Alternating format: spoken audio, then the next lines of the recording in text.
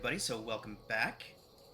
We are still in the village of Kresk, inside of Barovia.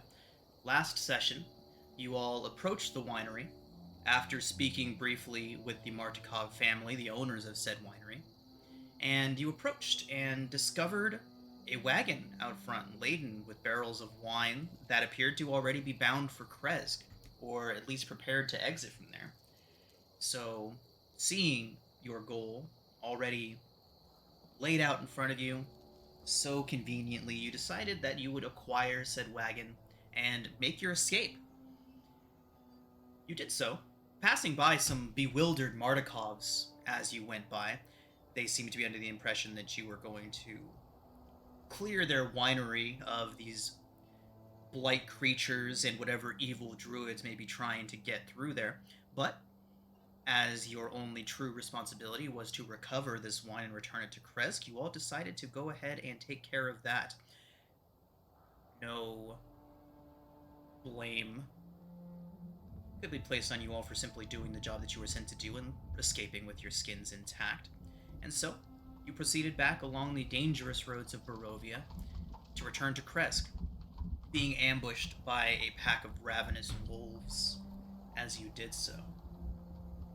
Eventually, you did make your way back to the village of Kresk, and the burgomaster, Mr. Kreskov, was more than ecstatic to see you return and so quickly with his wares, and allowed you entry into the town as honored guests, allowing you all to stay for free, eat and drink at the local tavern, and just overall pleased to see you all back in such quick order. So, as you entered into the tavern to take your meal and take your rest, a stranger there seemed to recognize Petra Ralenovich, the young woman who had been traveling with you since the House of Lament. This man became extremely distressed upon seeing her. Seeing somebody that he thought he recognized in her.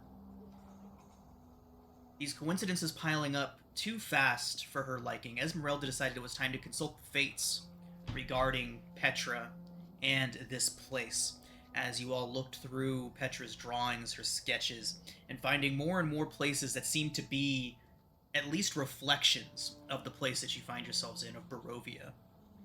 Images of herself, images of people that are here, images of the man who went by Ismark, who had become so distressed upon seeing her. So, after Ismark was taken upstairs to his room to sleep off what seemed to be days of drinking, you all wait downstairs. After checking on him, he was fast asleep in his room, locked doors. And that's where we pick up today.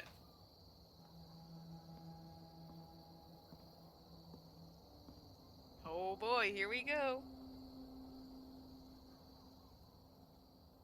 Alright, so, Ez, after seeing all of these coincidences pile up, takes out her Taroka deck and says, "We have to be able to get more now. So much has happened, so much is happening. There has to be something greater happening here." She starts clearing off the table in the middle of the tavern, getting her cards out. Don't really see how a carnival game is going to help us. She kind of raises her eyebrow. Carnival game? Oh, I can assure you this is quite real. Especially when combined with Petra's divination magics, this is a very potent tool. Indeed, there's more at work here, friend, than just carnival games. I mean, we Fates may have act chosen like a us. carnival act, but the reality is, this is not some carnival trick. There are definitely powers we do not understand that have brought us here. Something is afoot. Perhaps this could shed some light. Right, but isn't this stuff usually up for interpretation? It's not really specific. mean, And Petra would raise her hand and say, "That is where my talents come in. Yes, the Taroka readings are vague directions at best, but when combined with someone like myself who has the sight, they can provide quite a bit more. Not necessarily specific details, but more depth."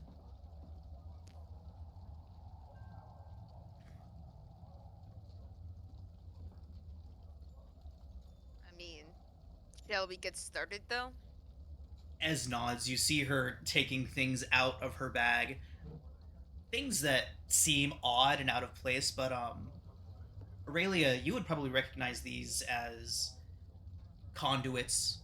There's a skull with a candle in the top, which has lights. You all can see people are kind of giving you some sideways glances at the bar, around the tavern. There's not a whole lot of people here, maybe 5 or 6, but they're kind of giving you like a weird little. They're kind of shooting weird little glances your way, especially when Ez pulls out the human skull and puts it down on the table. I'll just say out loud, "Hey, if you guys keep watching, I'm gonna start charging you." They all just kind of turn their backs away. Oh my god, Sam's charging for entertainment even in Barovia. Right. So, Ez begins to set up her table, putting a few candles out, a small black candle that has a blue flame to it, the skull with a regular candle set into it.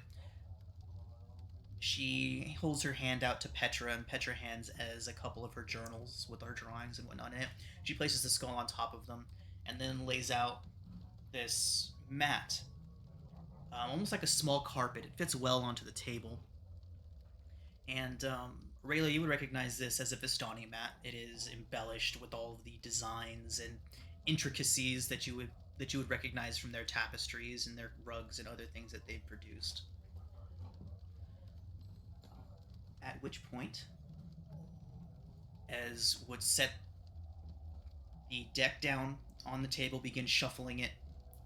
She hands it to Petra, who shuffles it a couple times. Petra passes it to Bolivar and asks that you shuffle. All right, I'll shuffle as best as I can. She instructs Bolivar to pass it to whoever is to the left. I'll take it.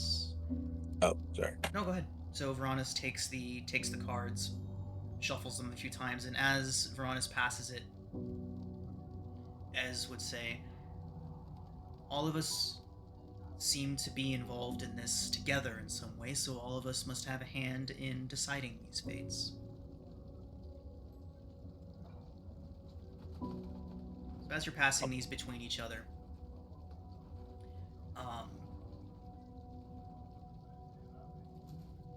Petra would be the last one to shuffle.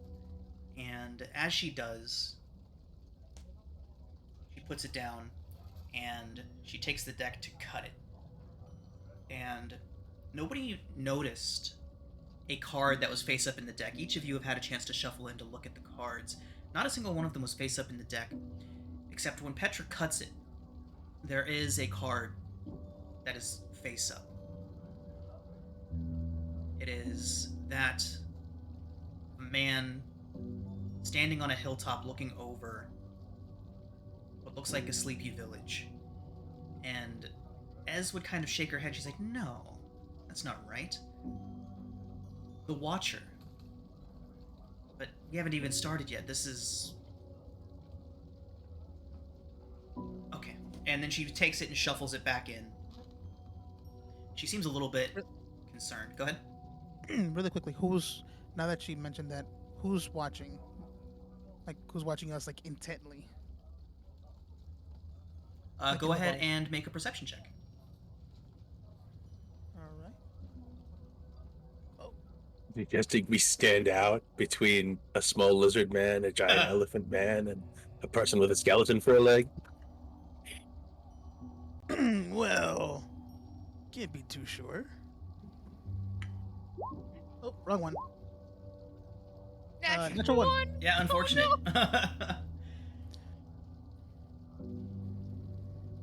Yeah, you can. As you take a look around, Sam, there are people watching. You know, casually.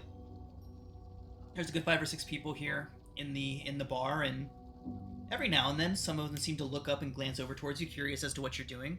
You don't seem to spot anybody that's like watching you. Okay. So Esmeralda would take the cards.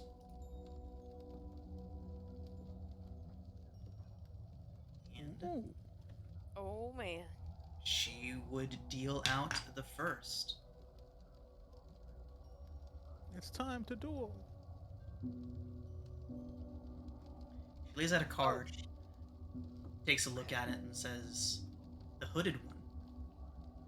And as she looks up towards Petra, Petra has her eyes closed. And then they open, and they are glassed over white. She speaks in a monotone.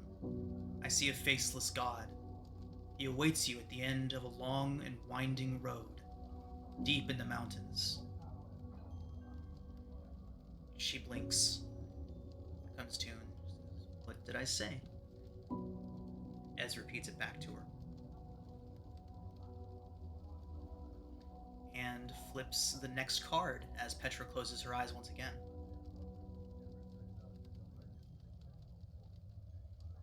Ez says, "The shepherd." Once again, Petra opens her eyes and says, "Find the mother, she who gave birth to evil."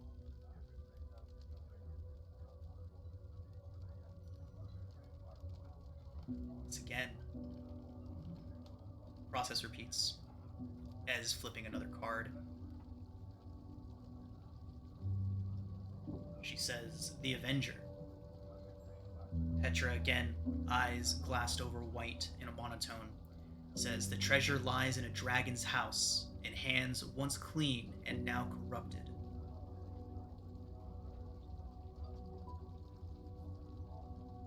And again.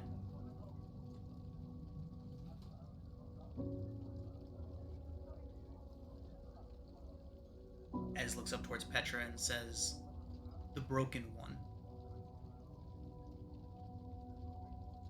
Petra says in her state, "Your greatest ally will be a wizard. His mind is broken, but his spells are strong."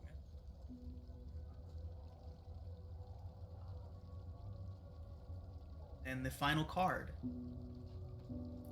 Ez flips it over and says, "The Marionette." To which Petra responds, "Look to great heights.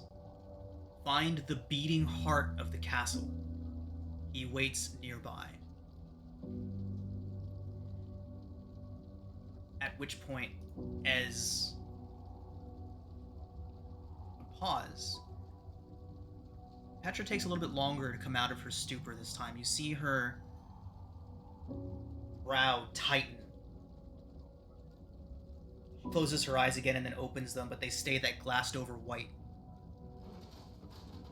She tries again and again. You see her becoming more and more distressed. Something that she's seeing is very clearly disturbing her. She begins to gasp. And Ez stands up.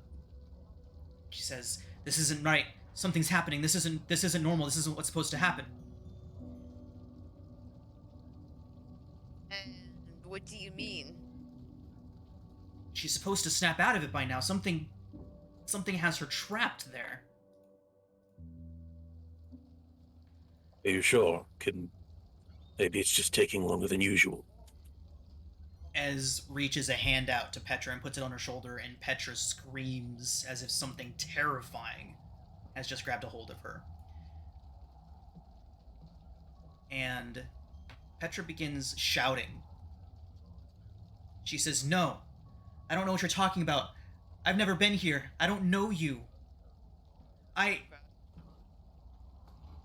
ahead." Nah, I was gonna say anything. I was just thinking out loud.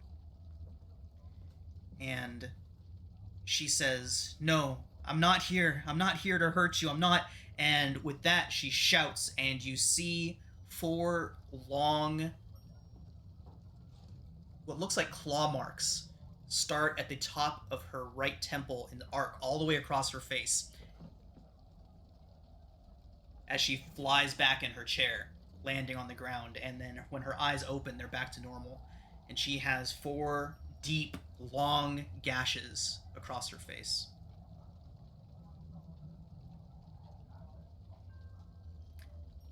As he immediately begins tending to her. Yeah, let's How go. many claw marks do we see? There's 4. 4.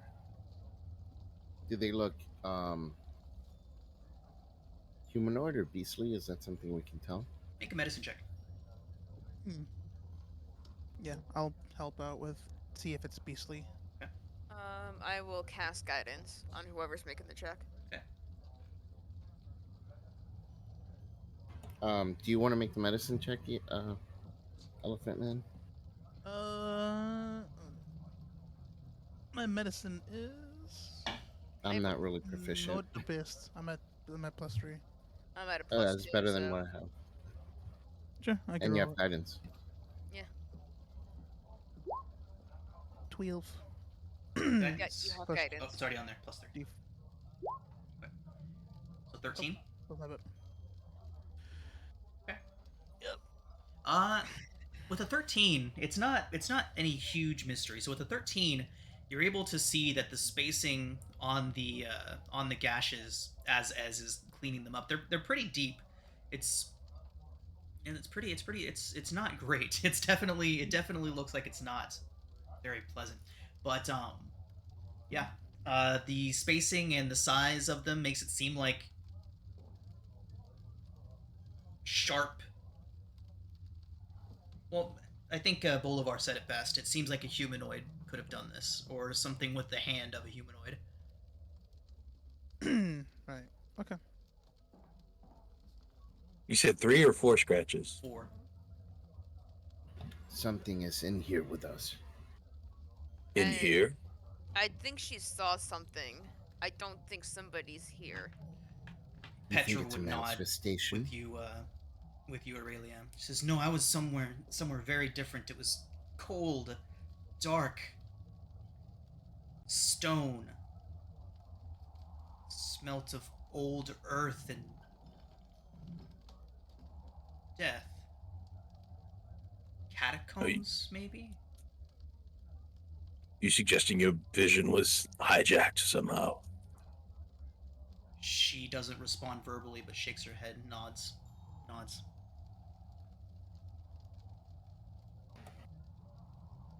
Are you okay otherwise? She touches one of the gouges and winces. Her hand comes away with a little bit of blood. She says, I think I'll be fine. Following up on what they said, that the scratches appear to be humanoid, do they appear to have been caused by a vampire, based on my knowledge of vampires? Ah, yes. Veronis, why don't you make a medicine check at advantage? Or Guidance. I feel like perception would also be appropriate. Or investigation, any one of those. Investigation's the good one for me. There you go.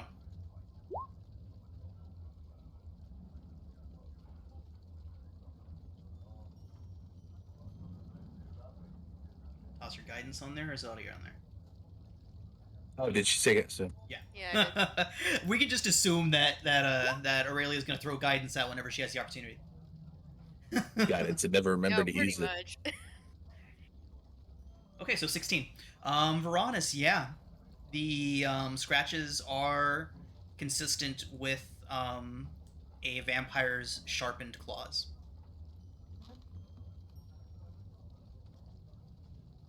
Look, it's impossible to be sure, but it would take powerful magic to intercept divination magic. Damnation. I'm pretty sure that this was the work of Strahd. I mean, I don't have definitive proof of that, but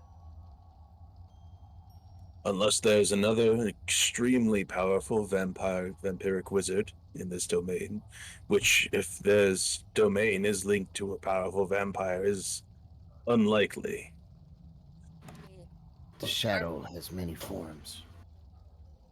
I mean, we are linked to a wizard as an ally, so if we can figure out where this wizard is, we could get some answers, but Faceless god, a mother of evil. Uh, Um, the the mother. It says, "Find the mother. He should who gave birth to evil." What what do we do once we find her? kill I her, I don't. imagine. You I were mean, not mistaken when you said the answers would be vague, Petra. She nods, kind of apologetically. There was something, well, interfering throughout the process, something I hadn't experienced before. Someone seemed to be watching as I was seeing into these moments, watching and almost putting a veil over everything. I think it was the same thing that attacked me, but you said it. You said Strahd, as in the man that I've been seeing in my visions, things that I've been dreaming about. That can't be. There was hatred and fear. I could sense it boiling off of him. Vampires may be powerful, but in many ways they're just as pathetic as other people. But in my dreams, it was always longing, if not love, then obsession. This was so different.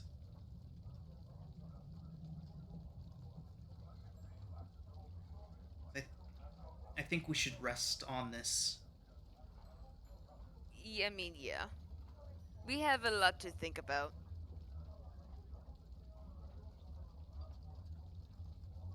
Would I recognize the term faceless god? Is that a Yeah. ring any bells? Make a religion or history check. The guidance. Guidance. Guidance. 15? Okay. Yeah. The name the Faceless God does ring a bell. It's always interesting going from, because I have a group at level 11 right now, and a 15 doesn't get shit at level 11, but a 15 at level 3 is certainly good. So you've definitely heard the name before. It is an actual deity of the Faerunian pantheon or the Toro pantheon. What significance that could hold here, I would say, is vague, if anything. But yeah, um, just verifying before I start throwing names around at you all. Throws around redacted name. Right.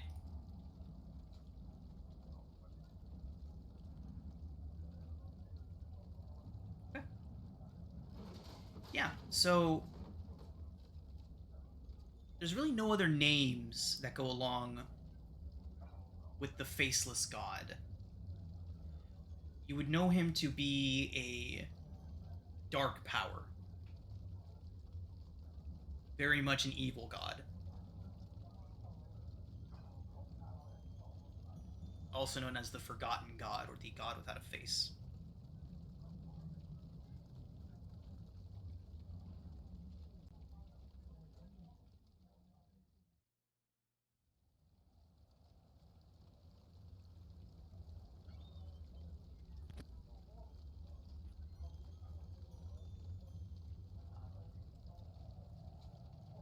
What's his name, man?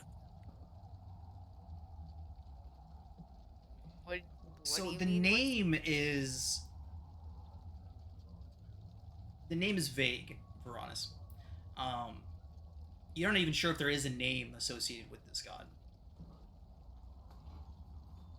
Oh, just that I remember that he's evil? That he's Or evil and that it's- he is of the Faerunian pantheon. Okay. God has no name. So he's nameless and faceless. The less god. Um, and a dragon's horde.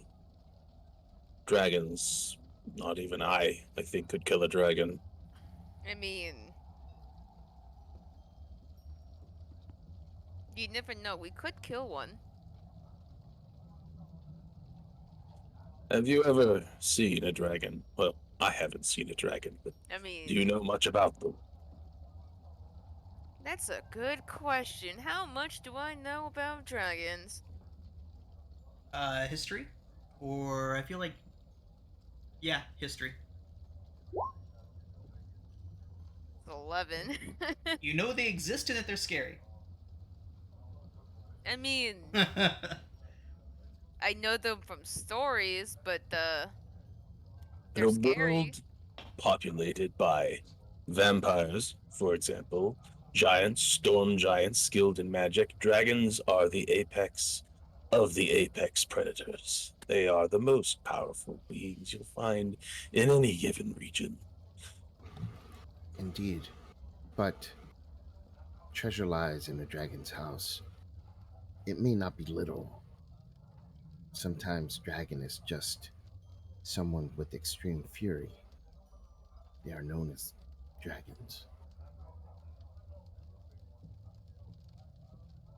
Once clean, now corrupted.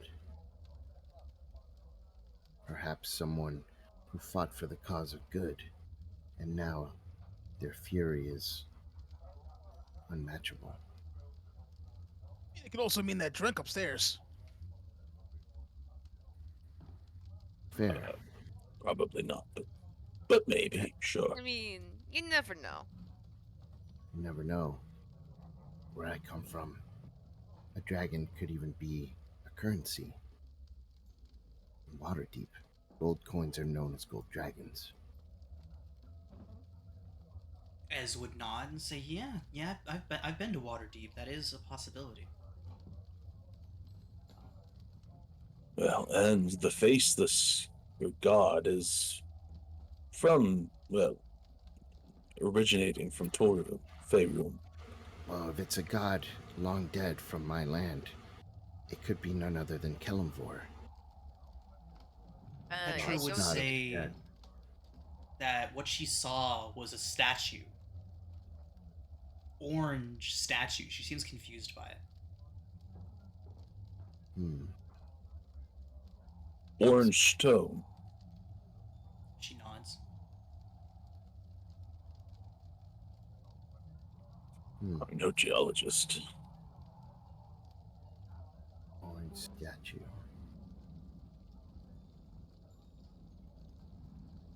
And a wizard who's supposed to be our friend. Yeah.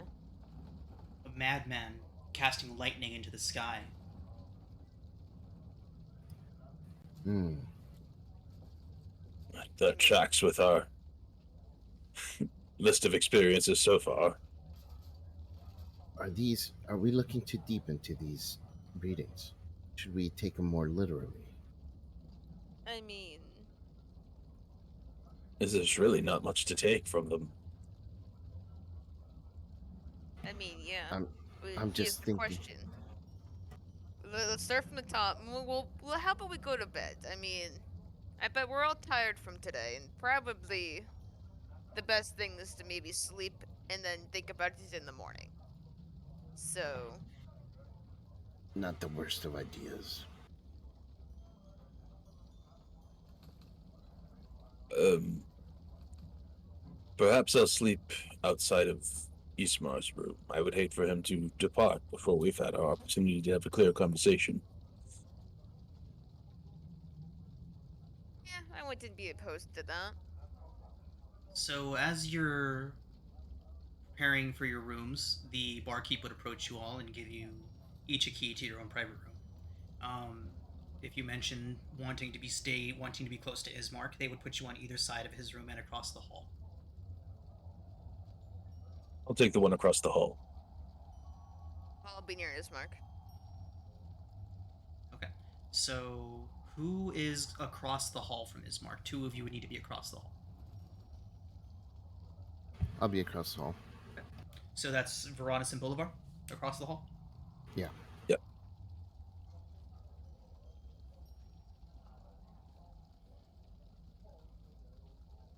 I'll just kind of take a chair and prop it up in the doorway, and I'll sleep in the chair. Nice. Okay.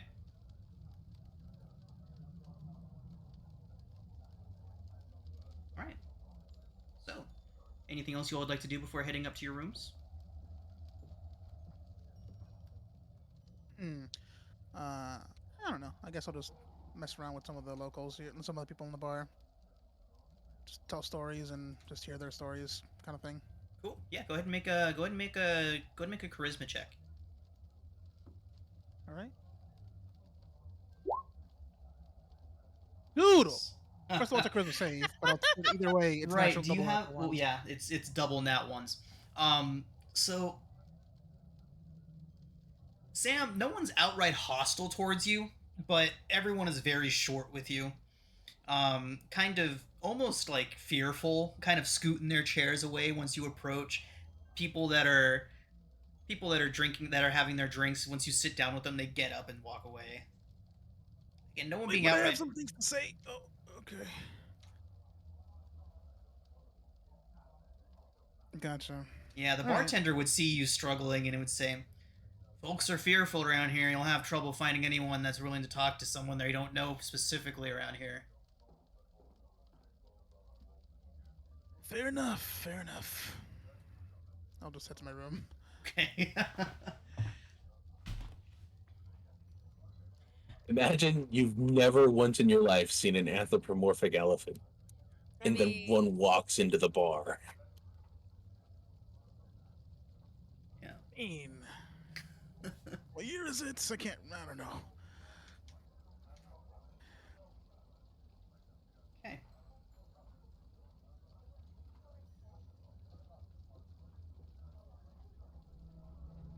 Double nat one. This is my third nat one today. Yeah, it's a few of those reds popping hey, up get today. him out of the way, though. Right. Okay.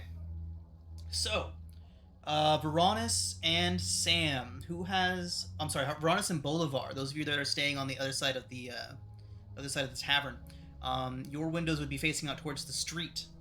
Which of you two has the higher passive perception? Probably not me.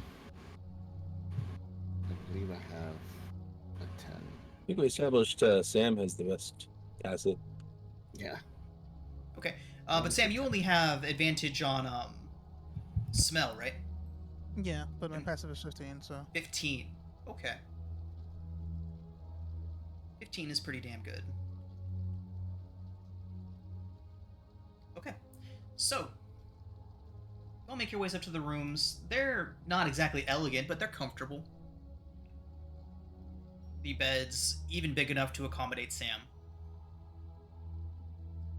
So, as you're all settling in, Sam, you would be woken early in the early hours of the morning, probably 2:30, maybe even 3 o'clock in the morning, by what sounds like a cacophony of wild animals shrieking and howling, almost screaming. You can hear cages rattling, and this starts you. You wake from a deep sleep to this sound, and trying to put your finger on where it's coming from, look to the window, looks out over a small little courtyard area behind the tavern, and it seems to be coming from from somewhere distant. Like the wind is carrying this sound farther than it might normally go.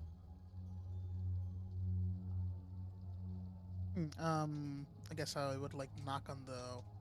I'm assuming the. I'm between two of my like party members here, like to my left, like next door. Yeah, Like, so here, I'll go ahead and do a quick sketch for y'all. So, we'll say this is the hallway you all are on.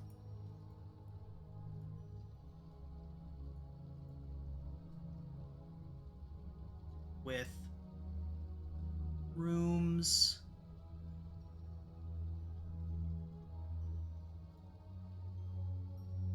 here, here, here, and the same on the other side.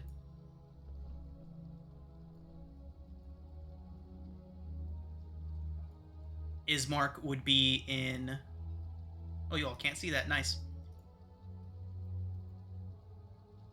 Hallway, 3 rooms, It's just and we would say that Ismark is here in this room. 2 of you here, and then 2 of you in one of these 3 rooms on the other side of the hallway. This side faces out towards the street. This side faces towards the courtyard behind the tavern. Okay, so I'll just knock on the shared wall with someone, trying to get their attention. Okay. So just quick point of order, Sam. Your shared wall would be with Ismark here. Okay, then Your friends in are that across case, the hall. And sure. Then in that case, I'll just walk out. Then yeah, that's the case. Aurelia would be on the other side of Ismark here. Okay, so I'll just walk out and. you totally see Veronica's just leaned up in the doorway right here. Are you comfortable like that? Well, enough. I'm used to it. Can you check something out with? You know what? I'll stay out here in the hallway. I just need you to hear something. I don't know if I'm going kind of crazy, but can you just check it out really quickly for me? I'll watch the door. In your room? No, not in my. It's across. You said across the street. Yeah, it would be. So if Veronis was to go into the room that was assigned, that was given to him, he would be able to look out the window and get a look at the street and possibly get a better view of what's making the sound. Sure. It's like outside the window. I just need a second opinion on this. All right, I'll scurry over to the window. And Right, Veronis, as you wake, you would also begin to hear faintly, not quite as well as Sam could hear it, but you would also begin to hear this strange sound that sounds like countless animals struggling against confines. All right, I definitely go over to the window and open it up. Okay. So as you open the window, a chill air rushes in. It's freezing.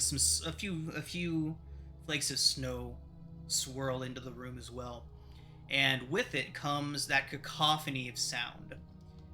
And as you focus, it seems to be coming from the top of that hill, that mountain, that structure up at the top. And as you're hearing that, it slowly begins to fade away, whatever caused the disturbance up there, beginning to calm down. But as that begins to go quieter, your glance goes down towards the street, where you see the Burgomaster Treskov, flanked by 2 guardsmen. He is in the street. The cart that you all drove here is there with him. The wine barrel's gone, of course. And there are 3 cloaked figures with him. It takes you a moment to focus in on it, but they seem to be shouting under their breath, trying to remain quiet, and you see Burgomaster Kreskov making the quiet down sign with them a couple of times, and they're shouting back and forth towards one another. What do you do, Veronis? Can I hear what they're shouting, or are they just kind of harsh whispers? Make a perception check.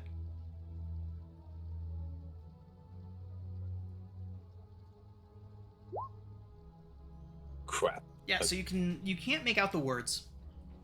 The Burgomaster seems to be upset with them, and he keeps putting out his hand and making like a stop motion, like a calm down, very abrupt, very sharp movements he's making towards these individuals. And then you see one of the cloaked individuals point a very accusatory finger up towards your room. Not necessarily your room, but up towards the 2nd floor of the inn that you're staying at, and begin shouting. And you do get the one word, and it says left. Yeah, that's all I needed. Okay, I'll climb down from the windowsill and I'll go find Sam. Yeah, I'm still in the hallway. Just kind of watching the door. Do you remember those individuals from the winery, the Martikovs? Yeah. I believe our dear Burgomaster went and retrieved them. I think we need to leave. let's wait. Let's wake the others. I'll just start like knocking on each door. I'm going to. So, how wide is the hallway, especially the stairs that go downstairs? I would say no wider than 5 feet across Okay, for the I'm going stairwell. to. I'm going to order Carlotta to go and sit in the stairwell. Ah, nice. Okay. Would this have been considered a full rest or not yet? No.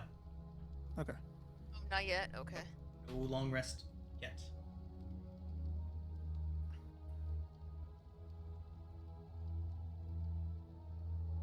Okay. So, Sam and Veronis waking up the others. Carlotta standing in the hallway, in the stairwell.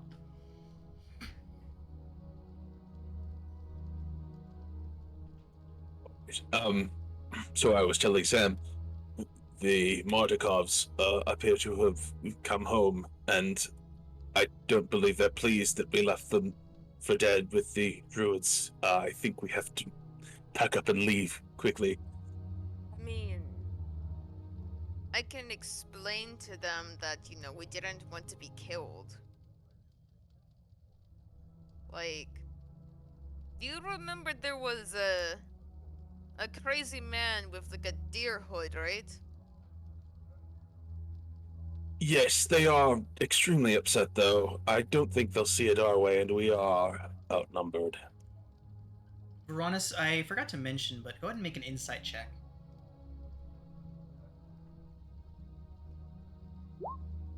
Okay. From what you could hear and ascertain, the burgomaster seemed angry with them.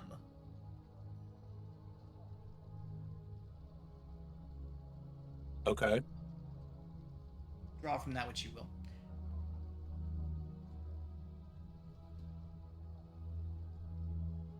I mean, I have tools to deal with things just in case, but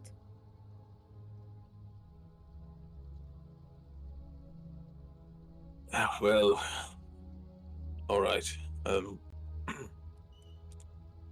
don't know, though.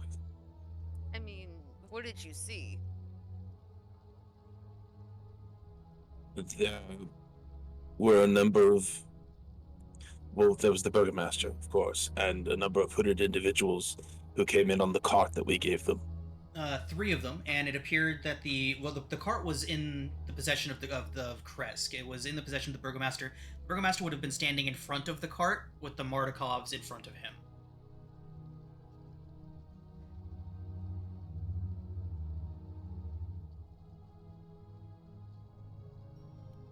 So, well, look, I don't know. There's going to be an argument either way, and we did kind of leave them for dead. I mean, you're not wrong. We kind of did, but at the same time, we could talk to them. Maybe we can cut the deal or something like that. But I don't want to end this, in violence or having us, run around this place trying to escape. Fair. I do agree with Veronis, though. Perhaps a third party to deliver our message might avoid bloodshed. A direct confrontation or direct interaction might provoke them into anger. I mean, maybe the burgomaster, we can talk to him and be our third party. I mean, Assuming he's not working with them. We did fulfill his request as he requested it. There was no mention of having to fight druids. I mean, true. At this point, you would all hear the sounds of whip crack, horses neighing, and a cart rolling away.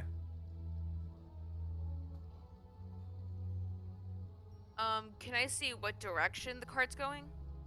You head into your room and look out the window? Yeah. Okay. So what you would see is 3 black-cloaked individuals who, from this angle, it's hard to be sure, but they look a lot like the Martikovs, at least 3 of them.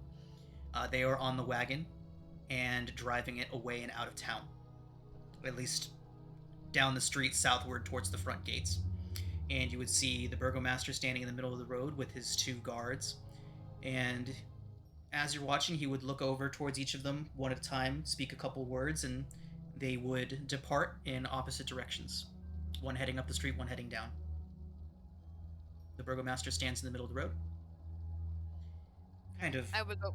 Go ahead. I would come back out of my room and just be Okay. like, I think they're gone. I think we need to go out into the street and talk to the burgomaster. If he's alone, this is our chance. Yeah, his guards are walking away. That was the last thing I saw. Maybe. Or we could leave sleeping dogs lie. I mean, the way Veronis, as you... Sorry, really, just one moment. As you say that leave sleeping dogs lie, you hear a howl that sounds a lot like a coyote's howl come from the top of that hill. And that is the last sound that you hear coming from up there. Go ahead, Aurelia. I mean, here's the thing. He's either gonna come to us or we go to him. That's how I see it. So, Well, I am not good in these situations, you might have been able to tell, but if you'd like to try and smooth things over, I won't obstruct you. I mean, I'm just gonna try and explain our side of the story if he ever asks us about it. We should also consider, checking out what's up there. Sounds like a lot of, animals are in distress, and it's kind of making me a little uncomfortable. Oh, right, Sam, yes. By the way, that was coming from the Abbey. I don't know why, but I don't even know what god they worship, but it is strange. Perhaps a forgotten god. I mean, actually, would I know of the Abbey, worshipping a forgotten god or no? So, Okay. Aurelia, your experience with the Vistani does not extend to Barovia, and this Right. abbey up here is not prolific enough, it's not well known enough for you to have heard of it. Gotcha. I mean, I don't know, honestly, either. Well, I feel, Sam, that the distressing sounds of the animals is definitely important, but the more pressing matter is our own safety. We cannot help the animals if we are dead.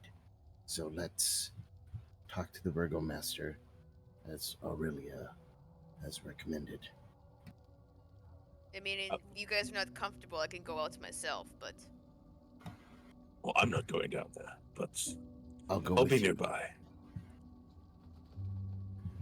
Okay. You would hear the door to the inn open and close downstairs.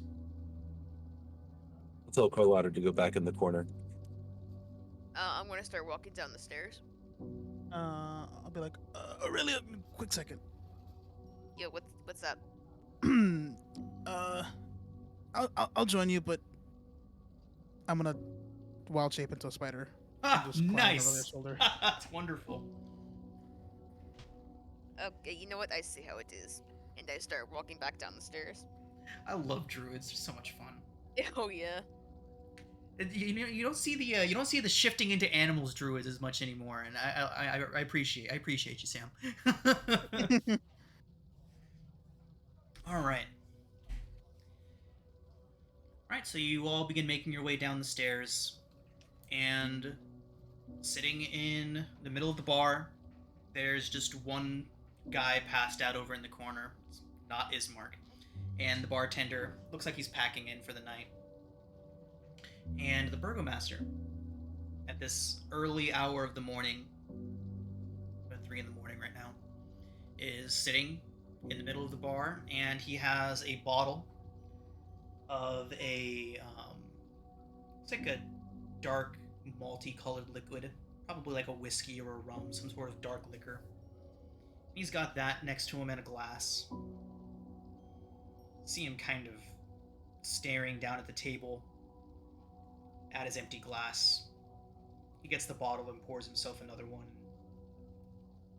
knocks it back, continues to sit and stare at the empty glass again.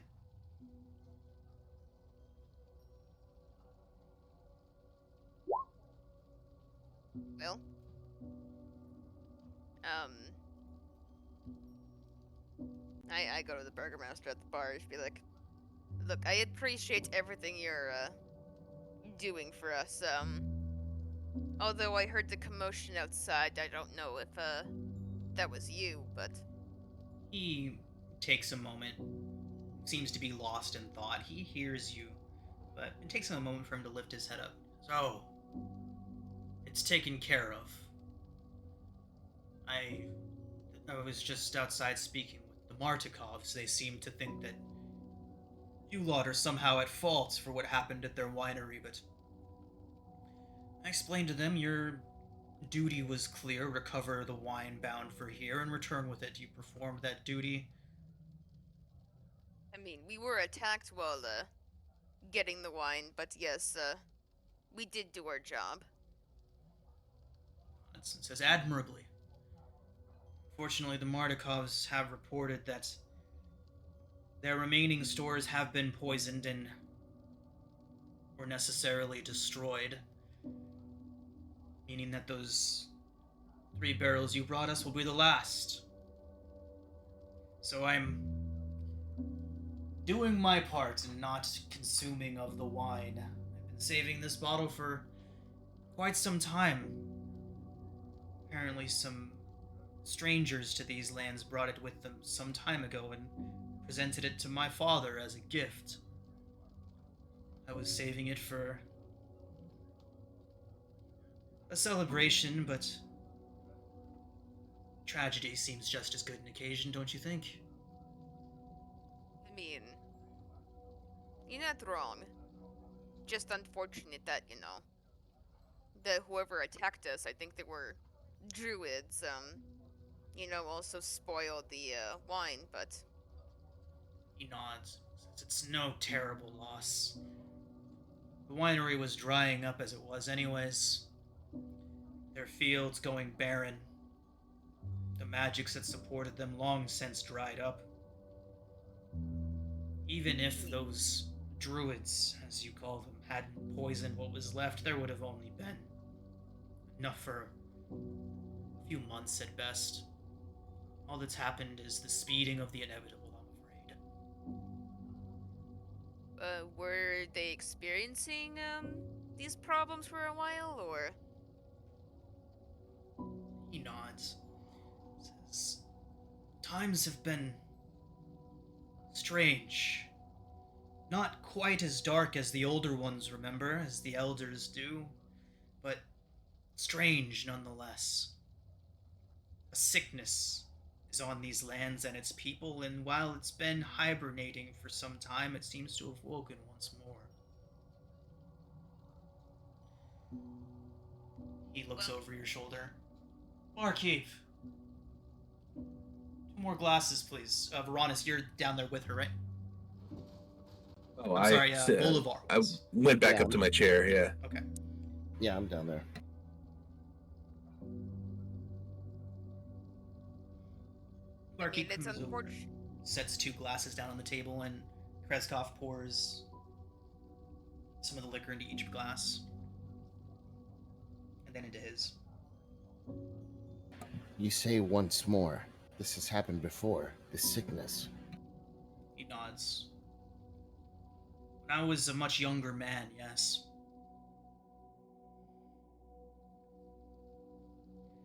I had grown up here in the relative safety of the walls of Kresk. So all I heard was stories and saw the remains of those who had actually seen what was happening out there. People torn to shreds, mauled, some showing up bone white as if the blood had been drained from their bodies, twisted as if by some evil magics. So long ago, though. Thought it was over, but... And now... the darkness, the sickness comes for my son. There is nothing I can do but watch him waste away. So you see, The plight of the Martikovs is of no concern to me. Their vengeance or their perceived slights that you have done to them mean nothing to me. They mean nothing to Kresk. In fact, I am in your debt. You have secured for us at least a few weeks of distraction. For that, I am grateful. I mean, we tried our best at what we, could and couldn't do, but, we were just overwhelmed, at the winery.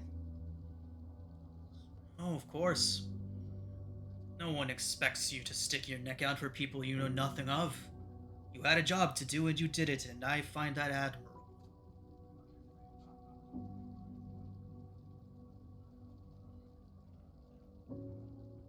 It's just unfortunate how the, things ended, but, sometimes it goes that way, sometimes you lose a few too many caskets of wine, but, He I nods. don't know. I believe the Martikovs are more upset about their brother. They tell me that when you left, they tried to go in and stop whatever was underway there, and fortunately, one of them was killed. And another on the road here.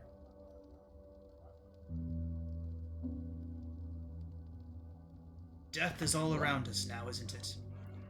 It's like the old ones say, Barovia is death.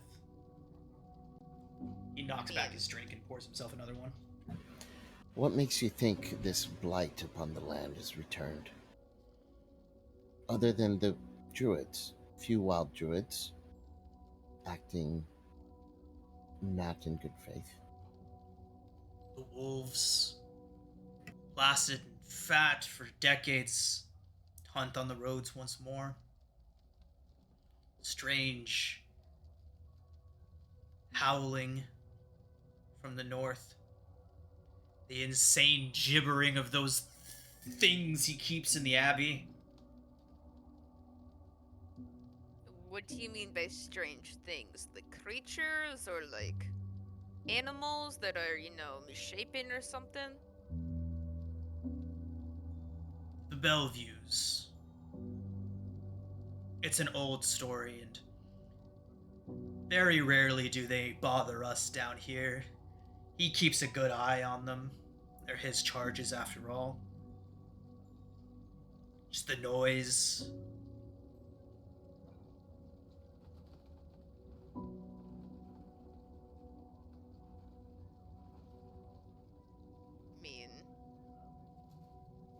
I mean, where I'm from, there's carnage and weird stories too, but I can't imagine what goes on there. Who are the Bellevues? All I know is stories. If you want the details, you will need to speak to them. Speak to them as if they know words. From what I was told as a boy, they were a family that lived here a long time ago. They wished for betterment, transcendence into new forms of power. They got what they asked for, though I wouldn't call them powerful.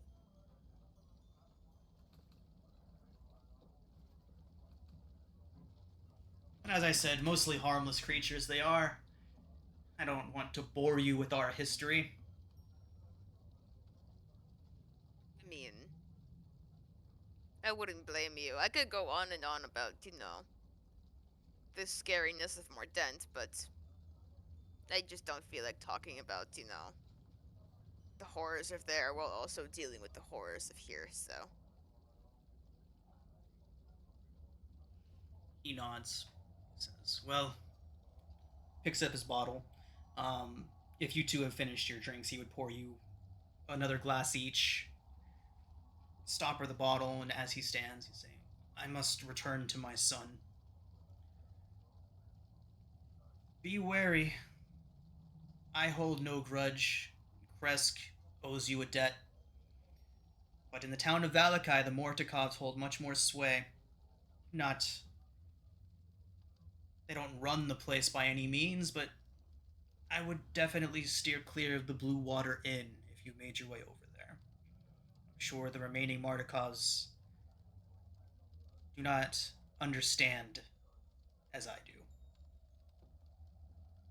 Is there a second inn besides the Blue Water one in Valakai, or? He shakes his head. Fortunately, not.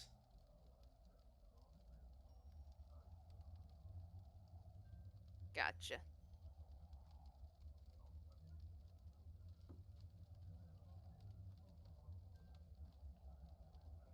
So, with that, Kreskov would give you each a nod and depart.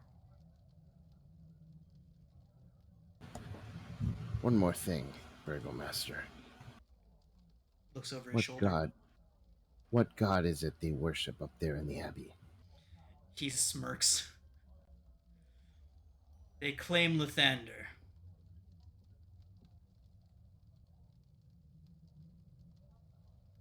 Lathander, the god of The morning. Lord, indeed. He looks up there, though, and he says, though you wouldn't know it to look at them.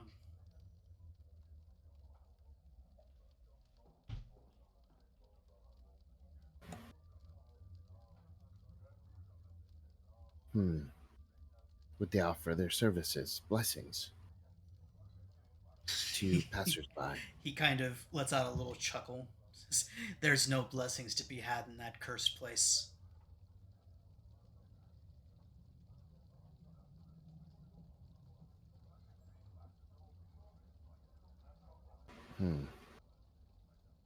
Well, till we meet again then, Burgomaster. He would nod and then leave the tavern.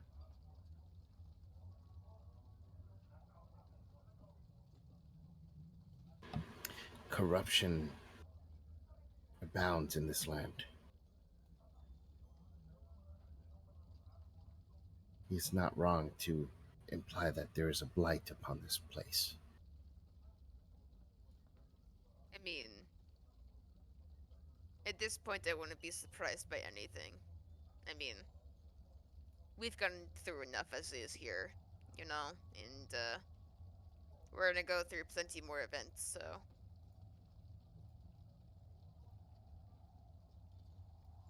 But I'm gonna go to bed. I got what I wanted, so. Agreed. And on that note, I'm making a deal. I'm like slowly creeping up towards like the glasses of alcohol.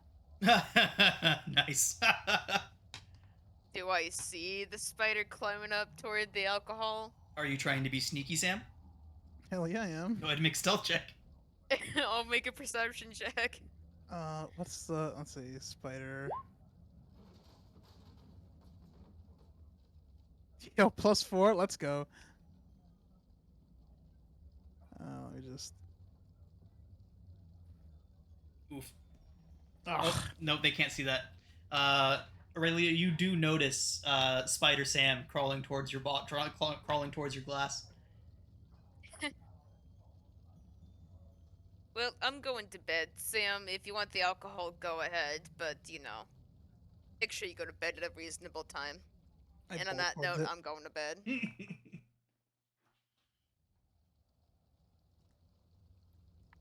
Okay. The barkeep looks over looks over the bar towards the glasses and kind of just continues cleaning up his bar area. He'll get to him later.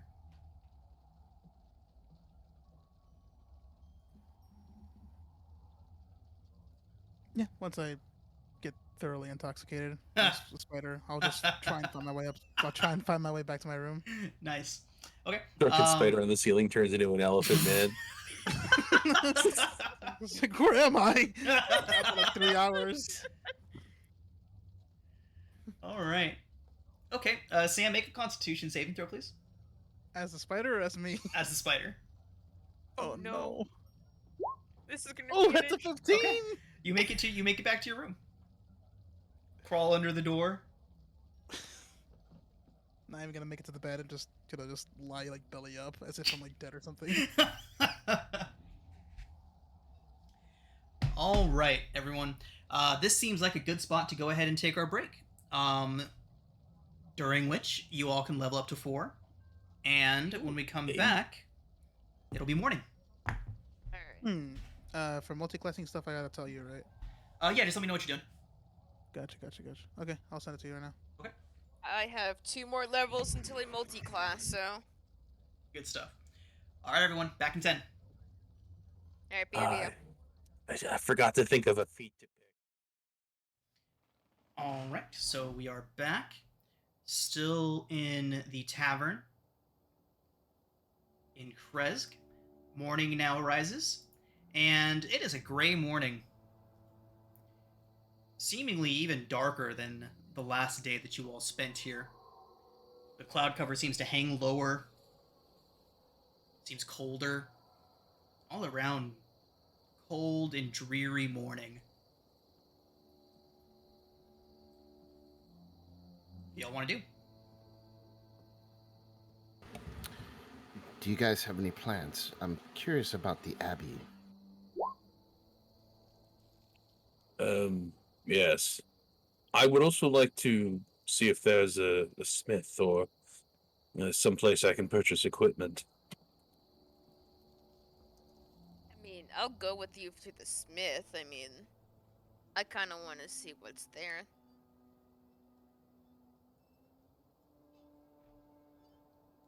Okay, yeah.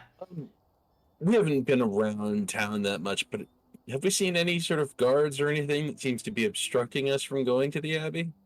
No. The path to the Abbey, well, y'all have not been too far around, but there are guards. They seem to mostly stick to the walls, though.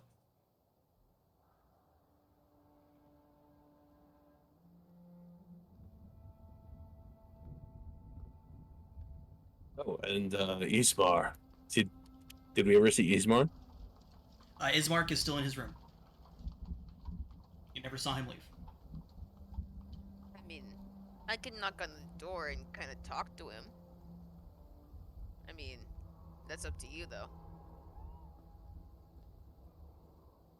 We should definitely talk to him. By the way, I nodded off. Is everything okay with the Burgermeister? Oh, yeah, everything's fine. He's depressed about something with his son or something. Yeah, he And was the talking land to being his cursed. son. I mean, we also got a heads up that we're not supposed to go to, if we go to the Valaki, don't go to the Blue Water Inn. Apparently, there's Martikovs there too, so. We can also just stop by to see how the son's doing. It'd be nice.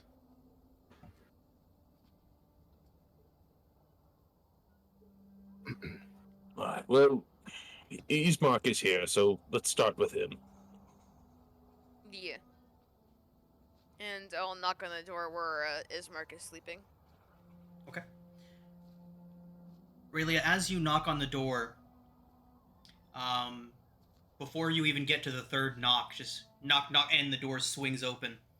And Ismark is standing there.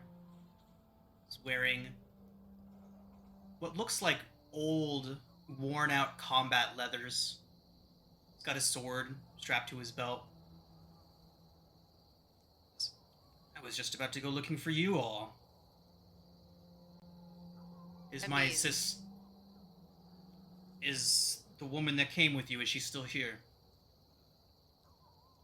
I think she's asleep right now. She had a bit of a rough night from what I could tell, so. Yes. It seems she had a bit of a run-in with Strahd. You see the muscles on his neck tighten as you say that name. Is she all right? I think she's recovering. Was I he don't know, here? No. I think she had a vision and then she got scratched. But, she's not dead, at least. He's not here as far as we know, but there was a physical manifestation of his presence. nods. Sorry for the state you saw me in yesterday. I wasn't expecting to be in any state of readiness. I mean, we weren't expecting, somebody to recognize her. No, I don't suppose you were. Kind of looks past you down the hallway. She is safe. For now. She's quite capable. She doesn't need protecting all the time. As if I could protect her anyways. I couldn't do it 20 years ago when I was a much younger and stronger man. I couldn't do it now, I'm sure, if I tried, but I will try. You may want to get your armor, fixed first. There is business I must attend to in Barovia. The village of Barovia, you see. Our old home. There's some things there that may be able to help me to help her. Believe me when I say I was not expecting to see her back here. I thought we had finished this, but it has become quite clear that we have not.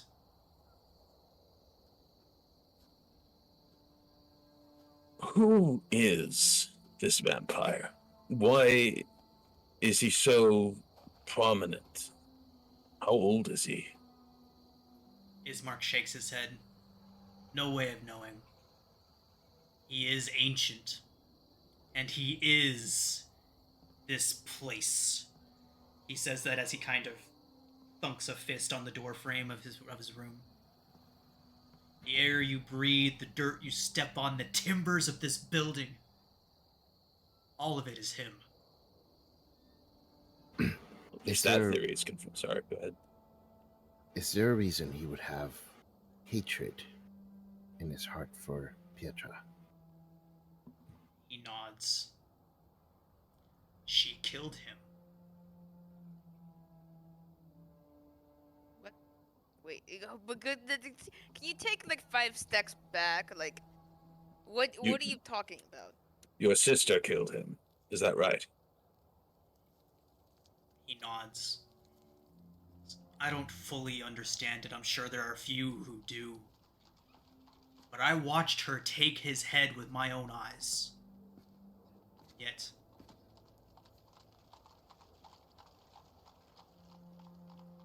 I have much to do. You realize that wouldn't kill a vampire.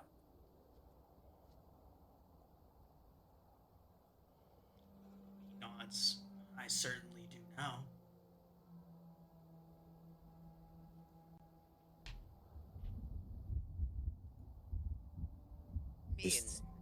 Go ahead. No, go ahead. You're the vampire expert out of the two of us. I was just going to ask, this castle, is it guarded? Does he have an army, servants, ghouls? It's impossible to say. It's been seeming to be empty for some time now, since the last time. It's one of the reasons I must return to Barovia. Must see if the lights of the castle return. The people of that town languish under his gaze as they did 20 years ago.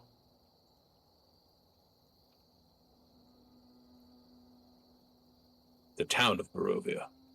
He nods. I mean,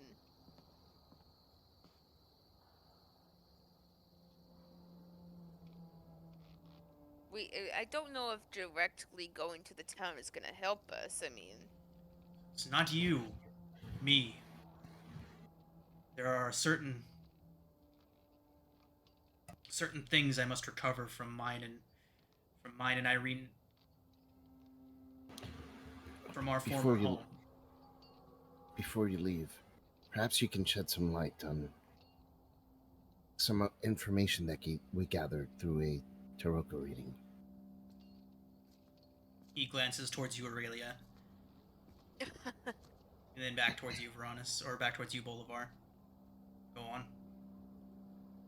Well, in her reading, there was mention of the mother who gave birth to evil I'm assuming that means this Strahd. Do you know who the mother might be? He does. He nods and says, I do. Would you tell us? We're supposed to find her. Strahd was born of Queen Ravenovia van Royan. She has been dead hundreds of years.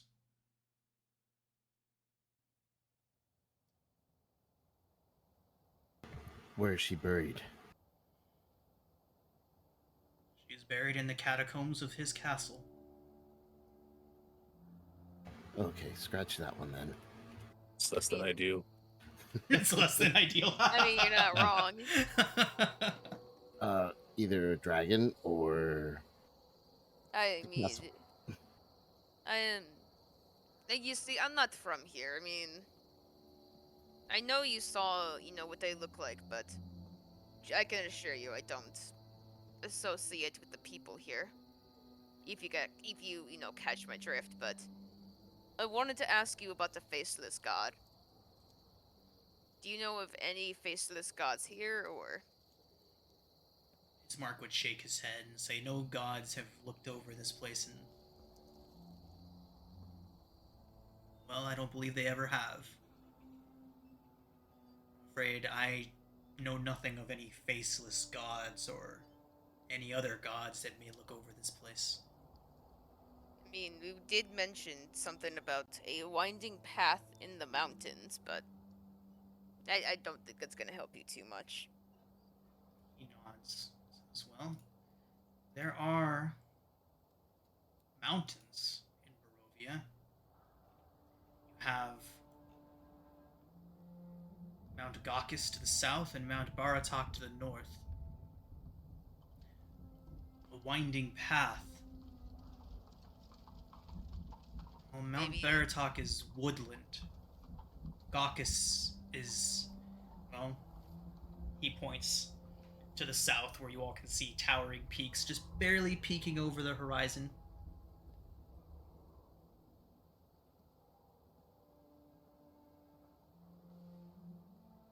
well, at least we have one place we can try and search. I mean, I think we go to the south one over here where we can clearly see it, but I just don't know how much it's wary. gonna help. Solenka Pass is treacherous.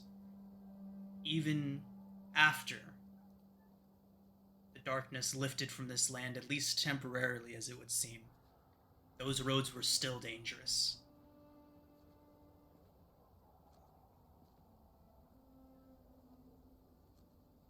I mean, what do you mean by dangerous? Like, we're gonna need, gear for this Spirits kind of stuff? Spirits haunt the pass, the guardhouses along the road. Dark magics protect it. There is something in those mountains, something that does not wish to be bothered or that someone has gone through great efforts to make sure is not bothered. Only the very brave, the very strong, or the very stupid go up there. Which are you? How about all three? Indeed. Probably all three, let's be real. He looks down the hallway again. I should leave before she wakes. Being here, this office has got to be more confusing, and I have nothing more to offer her as far as explanation. Fair enough. You've been more than helpful. Anything else you can tell us about Strahd, his abilities, his desires, goals? Make peace with your gods. If we couldn't defeat him last time, I fear there is no stopping him. I mean, I still think it's worth a try. About how long ago was that, Ismark? I forgot to ask. How long ago did his sister kill Strahd? Yes. 21 years ago.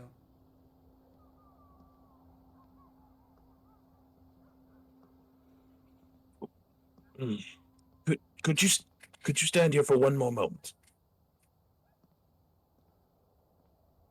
I'd like to go into Petra's room and try to get one of the pictures of the tall, black-haired man.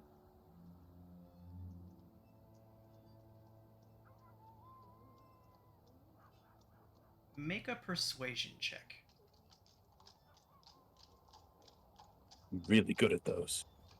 Guidance.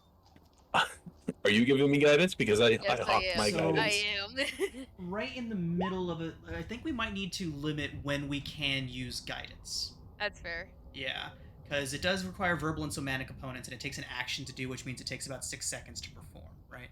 So doing it in the middle of a conversation, maybe not Yeah, what we should probably be doing not going worthy. forward. Yeah. I mean, it's still a 15. Yeah, though. 15 is still good, though. So he says, be quick about it and try not to wake her. I'd rather not have to. I'd rather not see her yet. I'm pretty good at this. I'm proficient in both stealth and sleight of hand, so I'll try to do it without waking Petra. Okay. Go ahead and make a stealth check.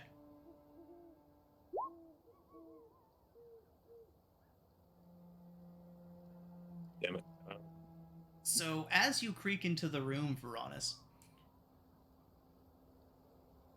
crack the door open, step inside, and then you feel cold steel on your throat. Morning, guys. You look over and Ez is staring at you, and she lets out a little bit of a sigh and pulls the blade away.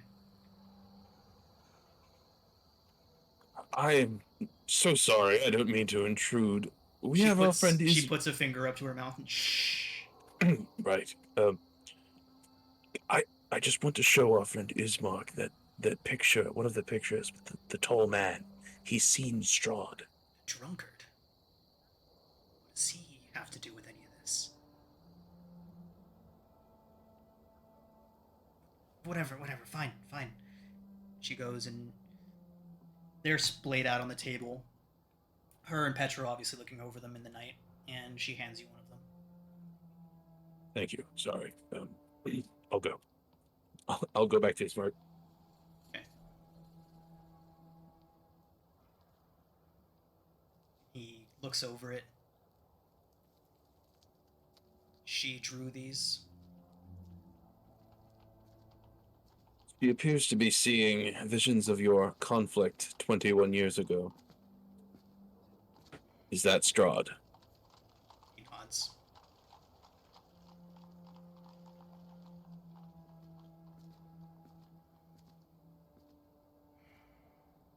He says, well, there was any doubt before that it is. Every time he goes to say her name, you can see him pause and then say a different, say her, or my sister, or something along those lines. But I would say that it is certainly different this time.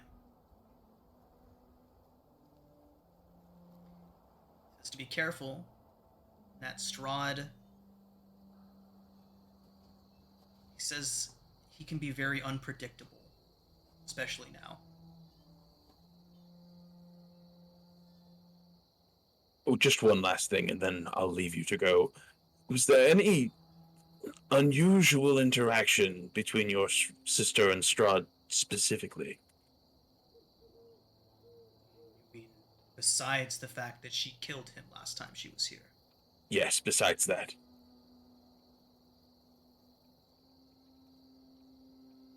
No. Hmm. No, there See. was not. When he Insight said check. no, when he said no, Hey. He's lying. He's not. He's hiding something. There's something that he does not want to tell you. But as he says no, he is turning to walk away. Sorry, I'll let it.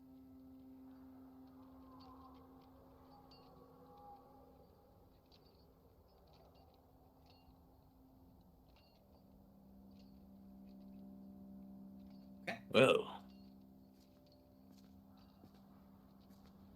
Ismark has left the building. Well,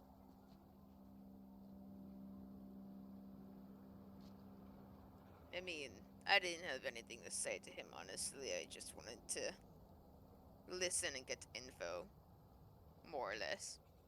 I was hoping he'd be a little more help. I mean, what did we expect? He got very drunk last night and, you know, freaked out at seeing Petra. I mean, he fought Strahd, you know.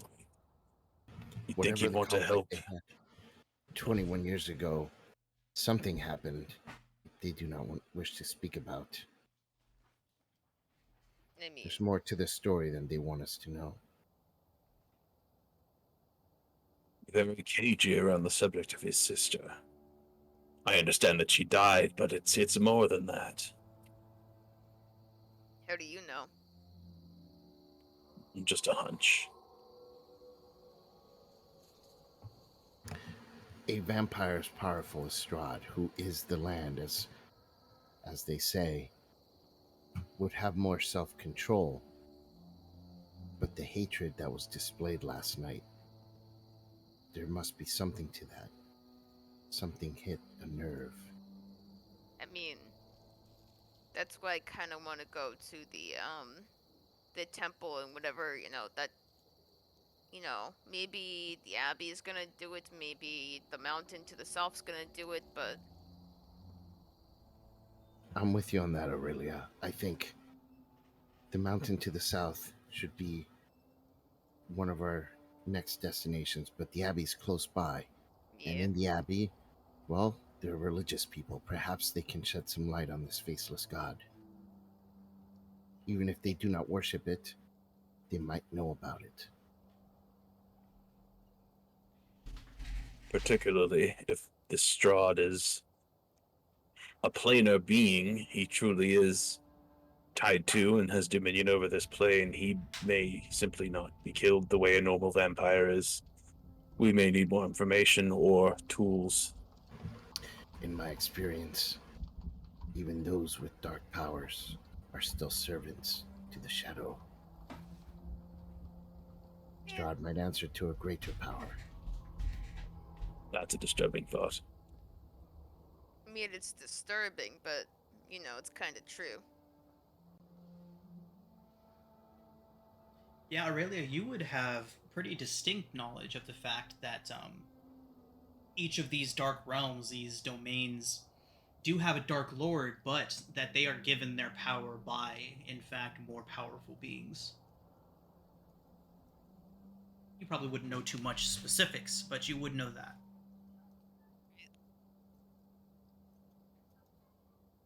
Their power has to be given to them.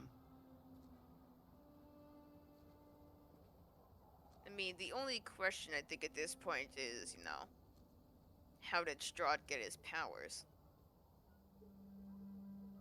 Well, it probably started with the vampirism. Beyond that, Yeah. Finding I out mean, how he got his powers could be useful in finding out how to defeat him and remove those powers. what if it's this faceless god that he got the powers from? Yes, maybe. that's possible. Though Let's I don't find know your what. smithy and head to this abbey. Yes, I don't have a lot of money, but we should try to be better equipped. Pretty broke. Yeah, As I am don't I, have much but money either.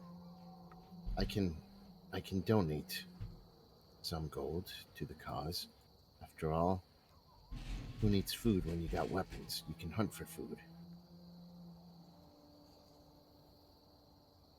Yeah. There's always that river. I mean, Right, so there is in fact a mercantile in town. Your all's bringing the wine has ingratiated you with the town, and as such, you will get your standard pricing from the PHB on any adventuring gear that you need to purchase. Can I get scale mail?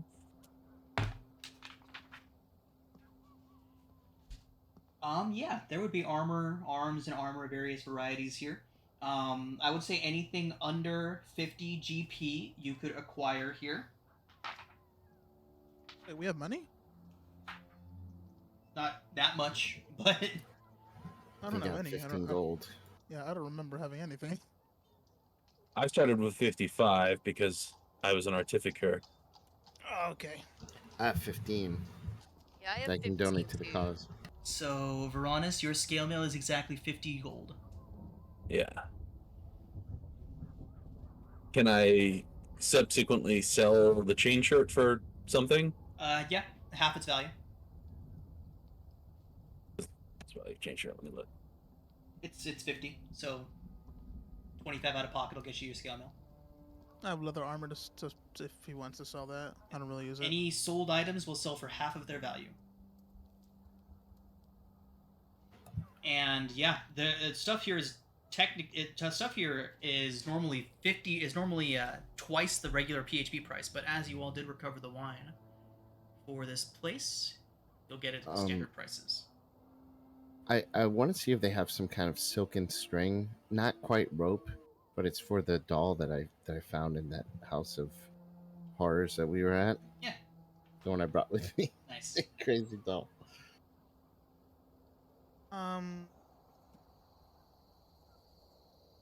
I'll go with him for that. Okay. So it's all just one shot. Kresk is a pretty small town. It's just like a little walled-in village. So the armorer, mercantile, trader, all the same place.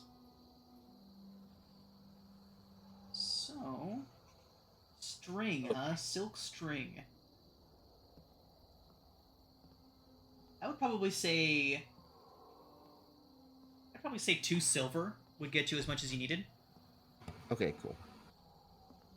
I'm gonna look at since Sam is near me, I'm gonna look at him and be like, try not to mention to the others that I have the doll. They seem to have an aversion to children's toys for some reason. Hey man, to each their own. And try not to mention the thing I'm about to buy right now. Hey shopkeep, do you have any web? Oh my He- god. Scrunches his eyebrow like, you mean like a fishing net? No, like spider web, that kind of stuff. Dude, I can imagine like the Discord profile you have like right now with like Paul Heyman. It's like, like just a photo of what you look like right now. So I forgot I had that. he would shake his head and be like, I'm afraid I don't have spider webs here. Could collect some from the attic. I'd even pay you a gold to go do that. I mean, I need enough to like, completely consume an entire room. If you understand what I'm trying to. The concern grows on his face. You see, I'm just gonna keep trying to explain this for like 5 minutes and get nowhere. So he'd be trying to hand you like rope, like twine and fishing nets and things like that. He does not have spider web here. Okay, it's Not in the volume that you need, at least. Because I'm trying to use the freaking giant wolf spider traits. I'm trying to use web sense. While in contact with the web, a spider knows the exact location of any creature in contact with the same web. Okay, so what I would say for that would be a viable thing for you to do would be to turn into a spider, create the web that you need, and then just collect it and hold on to it. I mean, I know it's a thing, but like I'm looking under like actions and all that stuff. It doesn't let me. There's no action for it. You can create webbing as a spider. Does your spider spit web? No. It just says spider climb, Giant web sense, web spider. walker, And and you're- bite. Which giant spider are you using? Giant wolf spider. Giant wolf spider. But if I can find any spider, any giant spider that I can turn into that can do that, I'll do it. Okay. So there's a the giant spider, CR1, can create web. All right, then I'll just. All right, cool. That'll be a side project. This poor man. Like, you want to do what Yeah. with what?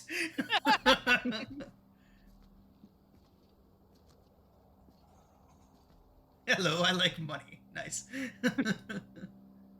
Just as an equipment note, I have Smith's tools, which I created using the right tool for the right job, my ability. I tried to say sweet and cool, and it came out as swool. But continue. Yeah, I'm just saying, Smith's tools in my inventory are magically created, and that's what I'm going to be using the feature for until I say otherwise. Okay. Cool.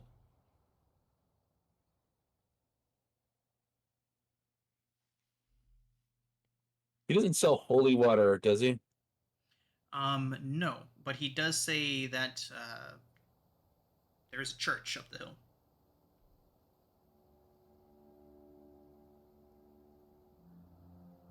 Actually, Oh, yeah. when you mention holy water, I'm sorry, I forgot a major feature of this place. So, upon mentioning holy water, he would say that there is, in fact, a pool and a shrine at the north end of town. It's an old gazebo, but there's an old monk there. He kind of scratches his head. He says, "I really can't believe that guy's not dead yet." But um, does say that there's a pool to the north that's blessed.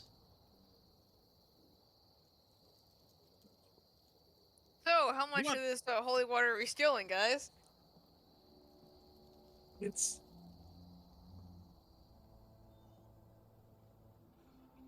I mean, if you want holy water, I can, get you that tomorrow. I'm a bit of a clergyman myself. I mean, is with the church on the hill? I'm sorry, I just got in here. Is it like just up the road, like hill, or are we talking about the abbey everybody's been talking about? Yeah, the abbey. But he does mention the shrine to the north. Oh, okay, gotcha. That's like in town.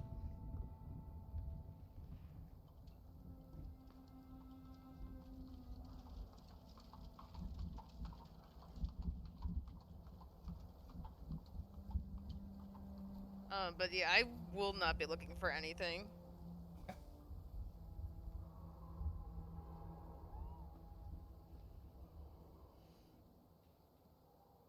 But I think I would start walking over to the shrine though.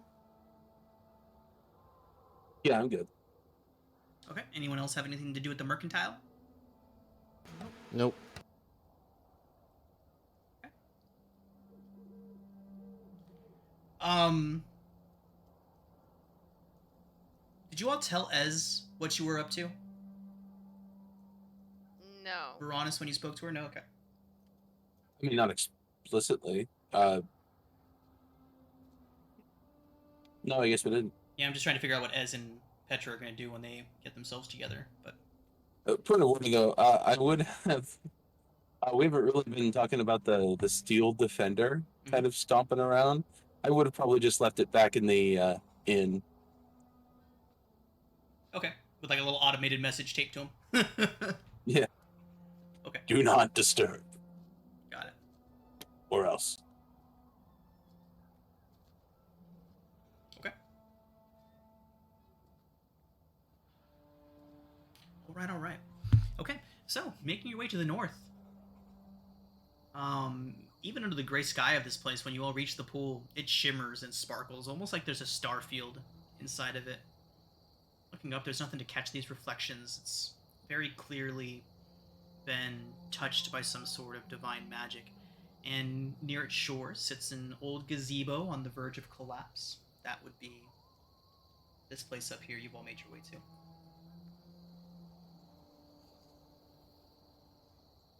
There's a wooden statue of a mournful, bare-chested man.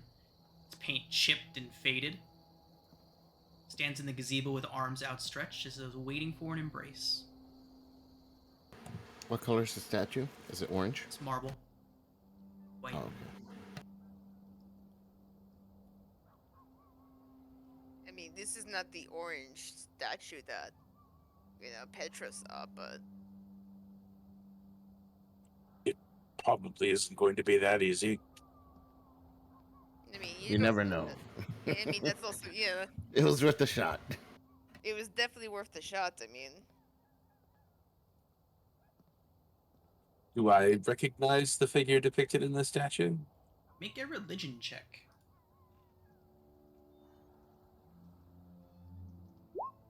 Wow. Damn. Yes, you most Hey. certainly do. So the first thing that you recognize is that you swear this man was a saint of Lathander. You've read it in an obscure text a long time ago. Maybe even when you were in your early days of study. Very old, the book that you saw this in.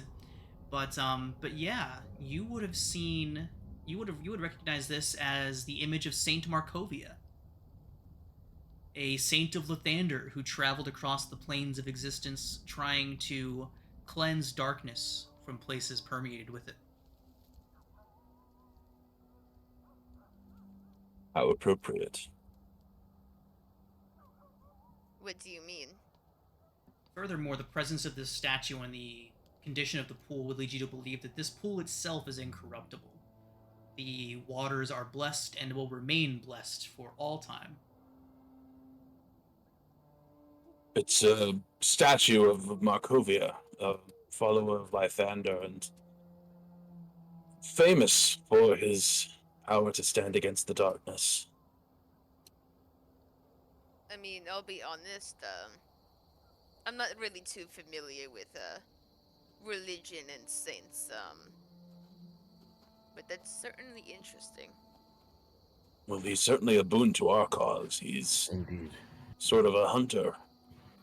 We can certainly use his blessing. I mean, I wouldn't be opposed. His blessing is right in front of you. A tool to sear away the damned.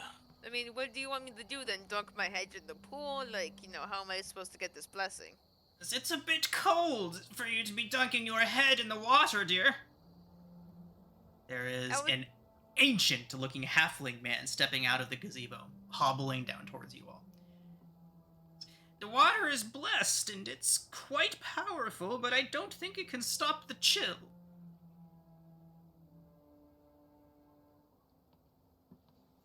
I don't know what I was expecting, I'm gonna be honest. Who might you be, friend? My name is Tarto. I watch over the spring, and our good friend Markovia here. That's been my duty for many, many years. You mean the statue of your good friend? Indeed, indeed. Well, if the water's blessed, may we take some for our journey? You may take as much as you need, as much as you can carry. The water is... well, for lack of a better word, it is endless. It's fed from a spring underground, and our friend here blessed it long, long ago. Tell me, what is the state of worship of Lythander in the city? I've heard strange things from the Abbey. Yes, the Abbey. Poor, misguided soul, the Abbot. He does try his best, though.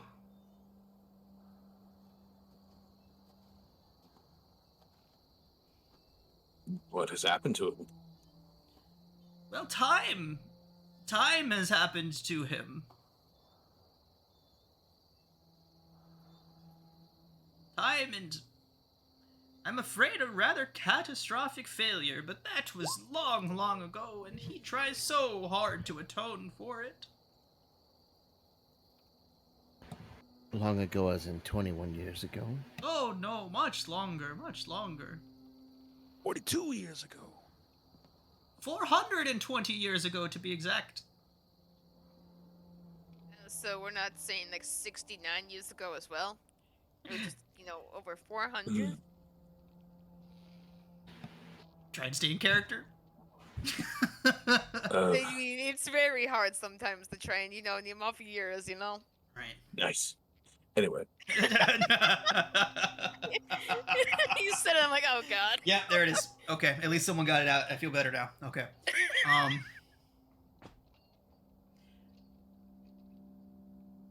But yeah.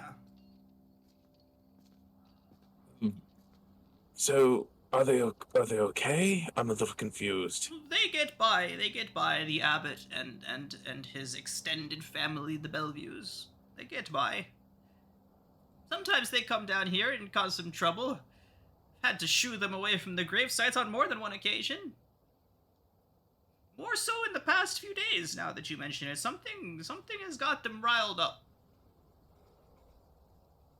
I mean, do we need to go up to the Abbey to check on them, or? So, I doubt you'd receive much of a warm welcome if you were to try and enter the Abbey uninvited. Doesn't like uninvited guests. In fact, he doesn't like guests much at all, now that I think of it. I thought the Morning Lord welcomed all creatures. Oh, he certainly does. He certainly does. Except the abbot is only a servant of the Morning Lord in name these days. Perhaps a bribe. Is there something the abbot would accept as an offering? I would advise against attempting to bribe the abbot. A gift, then. Your word, yes. Is an interesting fellow. His gifts that you may bring to him, unconventional, I believe, would be the word. See, he sees it as his responsibility to save this place, to redeem it, to free us from our current predicament. Our endless predicament, so it seems. I mean, do they worship any god at the Abbey, or? I fear to say that the gods have left this place. At least turned their backs to it for now. He Your may pre- worship. I do predicament. not believe he listens. You speaking of Strahd. Indeed, indeed, the great devil. He is the land, he is the ancient, you know. How is it one man can bring about so much misery to so many? Well, you see, this place is his. It was made for him. We are all but pieces moving across the board of his own game. The game created for him. And revolt? What of revolt? Revolt? What of revolt? What power do we have against such as him? Numbers. The towns, all the towns gathered together. You have weapons. I am afraid he has the accumulated dead of all Barovia, and the dead will always outnumber the living, my friend. He commits necromancy. Indeed. I mean, there's nothing really wrong with, a little necromancy every now and then. He kind of shoots a dark look at you, Aurelia, and scoops up some of the water and splashes it at you. I do the same. He watches, make sure you don't start sizzling. Just checking. What? I'm not a witch. I mean, I just know a few things. Indeed, indeed. Well, I happen to be of the opinion that the dead should stay dead. But suppose those rules don't really hold too much here. And what brings you all here? New faces? I haven't seen new faces in Kresk in many years. We're Something lost. brought us here. Brought here, you say? So not native to Barovia. Adventurers. Yeah, Heroes. one could say that. Survivors. Odd indeed. I thought we'd seen the last of your types through here. I mean, native to the domains, but not native to here.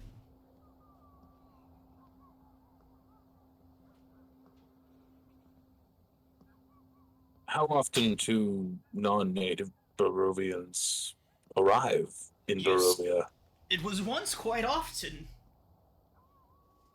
Once quite often indeed. We'd see traveling groups of heroes, adventurers, scoundrels of various branches and types coming through here at least once every year or two. Sometimes more. Depending on how long they survived, of course. He did enjoy his playthings. But we haven't seen any in some time now, decades even. He stopped bringing them. Adventuring sorts, armed people, martially skilled, those sorts Indeed. of people. Powerful wizards, men and women of the cloth, all sorts. But why? Of what use would they have to him? Entertainment, I'm afraid. Bring them, dangle them on strings like marionettes, and then snip their strings and watch them flounder. No, we are not nobody's marionette. Seems the Count has grown very arrogant in his tenure. I mean, I wouldn't be, surprised. I mean, some people would do that for entertainment. Well, when you I are look cursed at to immortality. Aurelia. I mean, it's not my fault, I've heard stories of this kind of stuff. I don't know what to tell you both of her. Seems obvious to me, based on that he can't be killed by normal means. Otherwise, why take the risk? I mean, Perhaps he wants to die. Perhaps this land, this greater power that's granted him his powers, perhaps it is all a curse. A I think punishment. Of Strahd. I mean, it could be a punishment. It could be, a plea for death, but I think there's the reason that we got the reading. I mean... And now here we are. And now Yeah. here you are. So Strahd wants us to fight him, obviously. I mean, yeah. Otherwise, why would he invite a vampire hunter, several other renowned fighters, a wizard, and paranormal investigators to his realm? Yeah. Yes.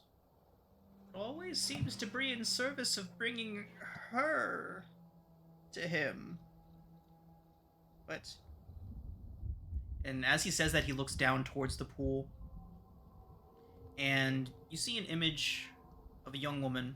Looks a lot like Petra, but not exactly. Standing next to a man. Tall, very pale, almost moonlight skin, black hair. Bismarck's sister? Much, much older. Much farther back. You are right to think that this place is his punishment. His crimes innumerable, but none greater than this last. Or first.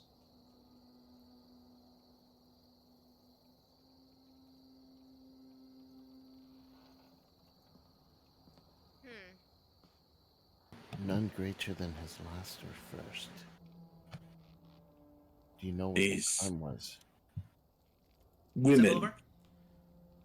What was that crime? The first.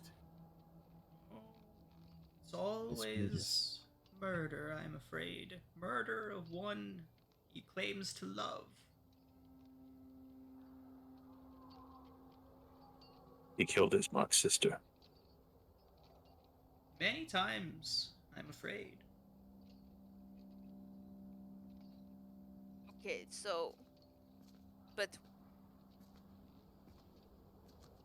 Okay, this is getting more confusing by the second. He's seeking this woman or women like her, or based on Petra's visions, maybe even reincarnations of her. You know, not that you say that, Veronis. What if she is the reincarnated person? Then he would seek to kill her. So then Strahd knows Petra He and brought what? her here. Yeah, but the question is why? There is a conflict of heart. Did you not hear the halfling? He loved No, her, no, but he I did, killed I her. did. Perhaps the same conflict is why he brought us as well. He loves her, but knows he can't have her, so he kills her. He wants us to kill him, but at the same time, his love for her too strong, and maybe he doesn't want to die. It's as if two parts of his own mind are fighting each other. I mean, Pathetic creature. I think we need more answers to that because that doesn't add up to me for some reason. Like, why would you want to kill? If he is, bipolar by any chance, why would he want to kill his own lover? Perhaps because she will not have him.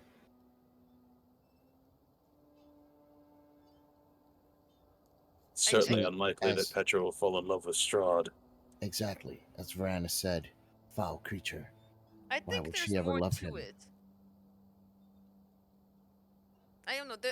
I think we're missing something for some reason. That she doesn't want to love him, and he kills her. And Strahd knows he can't have her, but the question is, You mentioned the first. Who was the first? Kind of scrunches his brow, thinking hard for a moment. Tatiana. Her name was Tatiana. I believe this to be her. He looks down towards the pool again. She's here sometimes, in the pool, fleeting. As now, and as you watch, the image kind of ripples away on the water.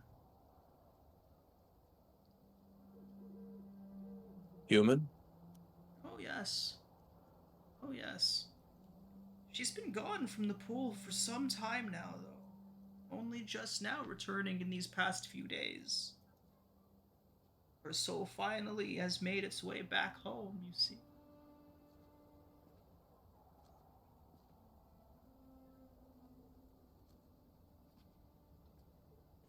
So, Bolivar, you mentioned that this place may be a prison, and Aurelia mentioned that these planes are granted by a greater power. Would that imply that Strahd was imprisoned here by a greater power? I mean,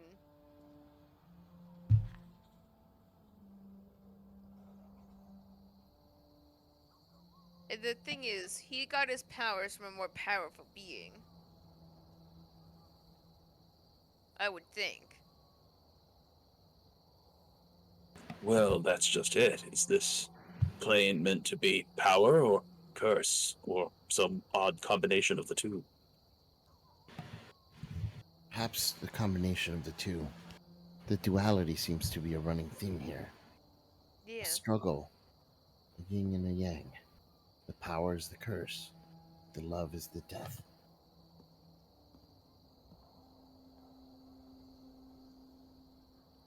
I mean, Old man, sorry. You know the Faceless God? The Faceless God. Well, there's been several beings that go by that name. There's a I mean, bestial lord.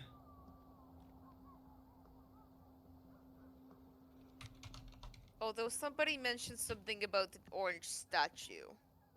I don't remember if it was like Petra, but like Those Does- orange statues. I Amber, don't perhaps? I don't know. All I know is that it's got something to do with orange and maybe a faceless god. I don't know. Well, I've never been there myself, but there has been word of a temple high in the southern mountain, Mount Caucasus. Incredibly foul place, from what I understand. But that all lines up, doesn't it? Well, this place is dark. If there was to be a dark mind of this place to the dark heart that is Castle Ravenloft, the mountain would likely be it. The dark mind above the heart.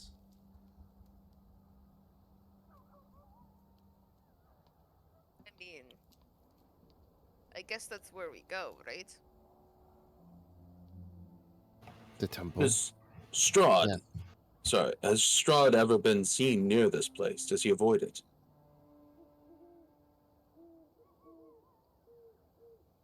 He thinks for a moment. As if he's been there, it has not been for many, many years. Beyond my memory, I am afraid.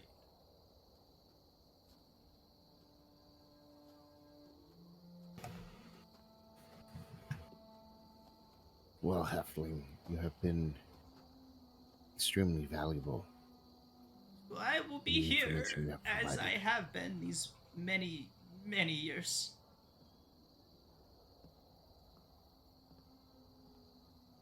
I suspect that the only way to truly kill Strahd is to collapse this plane of existence, and to do that, we need to find out more about the being who created it. Yeah. Yes. Although collapsing this plane might be our own doom as well. I mean, Par for the course, I guess. yeah, I'll take those chances if, you know, that means killing Strahd too. Yes. Indeed. This wretched existence will end one way or another. Well, to the Abbey then. Yeah. You need an unusual gift, he said. What if we get it from that temple, you know, in the south, and then come back and then go into the abbey with something? Could be, but it may be many days' travel. The Abbey's pretty close. I mean, that's true. Perhaps don't- the strange gift is something local. You have a very strange doll. What? I don't have Yeah, a doll. that doll you got from the house, you know? I'm gonna slowly kind of push it deeper into my pouch. No I dolls mean- will be gifts. You're gonna stare at me for necromancy, and yet you're shoving a doll inside of your sack. Fair enough. This doll goes nowhere.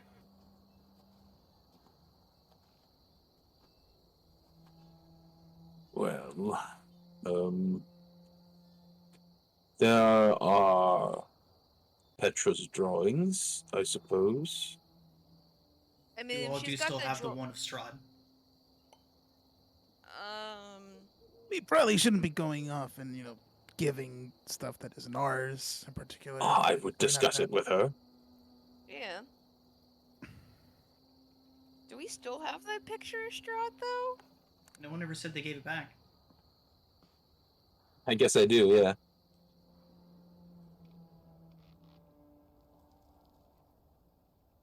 I mean, And just for clarification, the halfling said that the abbot is interested in gifts, not that you all needed to have one to get an audience with him. Oh, okay. So, Yeah, it wasn't really Maybe- implied that you needed to bring a gift to him. He'll probably ask us to get him something after. I mean, it'd still be, even though he's not requiring a gift, I mean, I just think it'd still be nice to ask Petra or somebody, if they have like a picture of it, then maybe, we give it to the abbot, but We are a very unusual troop. Perhaps our company is a gift of a sort? I mean, the only problem is, what if he asks for one of us or something on our person? Well, there's also always the gift of entertainment. Sam, were you not an entertainer? I mean, yes, but I do need, uh, some help for that aspect. Another Well, I also happen opponent, to a have been an dance partner. entertainer. Wait, so we all like a band of entertainers or something? I don't entertain. Right, Veronis is a vampire hunter. It's true. So we're just a bunch of entertainers plus the hunter. Okay, this is gonna be interesting. I mean, if you want to make me feel like the weird one out, fine. I mean, you're the one that hunts all vampires. I mean, I play a viol. Apparently, Boulevard does something, and Sam, clearly needs help with whatever he needs to do with some entertainment. He needs someone to slam to the ground, is what he was implying, I believe. Basically. I can make decent wood carvings. That can be entertaining, I suppose. If you're 80. Wow. Okay. Well, why don't we just go and say hello? And if worse comes to worse, doesn't sound like this town would be overly upset if some people were to be killed I mean, that's in true. self-defense. Yeah. Yes.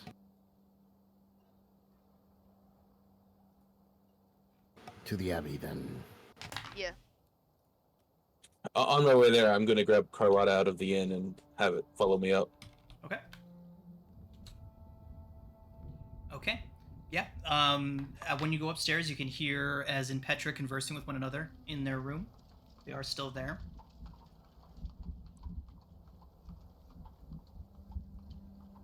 Do we want to invite those two, or do we want to leave them to their own devices? I mean, that's up to you. I mean, I could go either way. Petra's had a big day, and we don't really want to show her off, so maybe we'll just go. Yeah.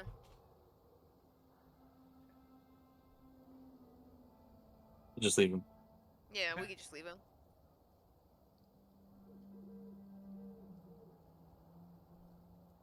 Right. So, making your way through town, people are relatively amiable towards you. No one's scowling at you. No one really goes out of their way to speak to you or converse with you, but they get out of your way and they give you polite nods as you pass and whatnot.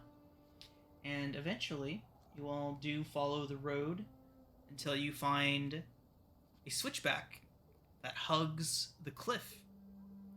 It's 10 feet wide and covered with gravel and chunks of broken rock, obviously not very frequented. The ascent is slow and somewhat treacherous, and it gets considerably colder the closer you get to the top.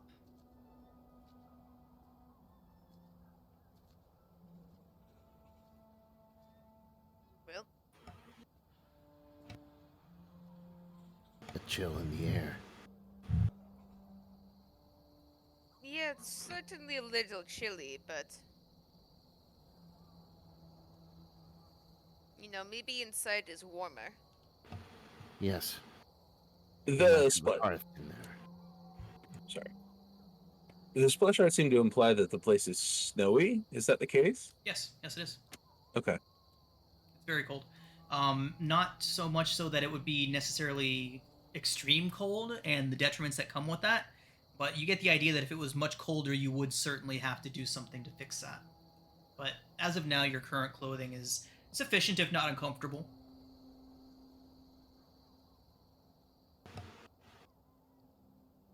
Let's press on then. The quicker we get there, the better. Yeah.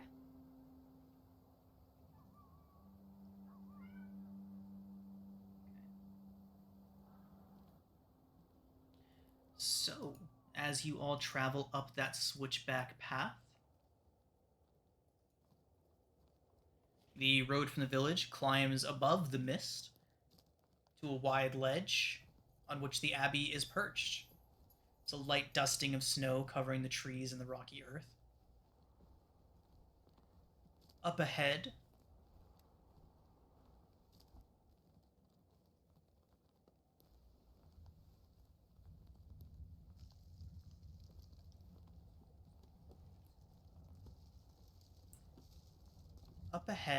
the gravel road that you're all following up these switchbacks seems to pass between two small stone outbuildings, to either side of which stretches a 5-foot high, 3-foot thick wall of jumbled stones held together with mortar. Blocking the road, up ahead you can barely make out some iron gates attached to the outbuildings by rusty hinges.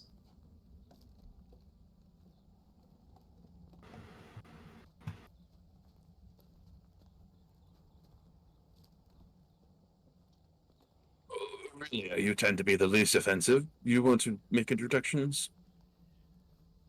I mean, I guess I'll go first, but I don't really have experience, in these kinds of places, but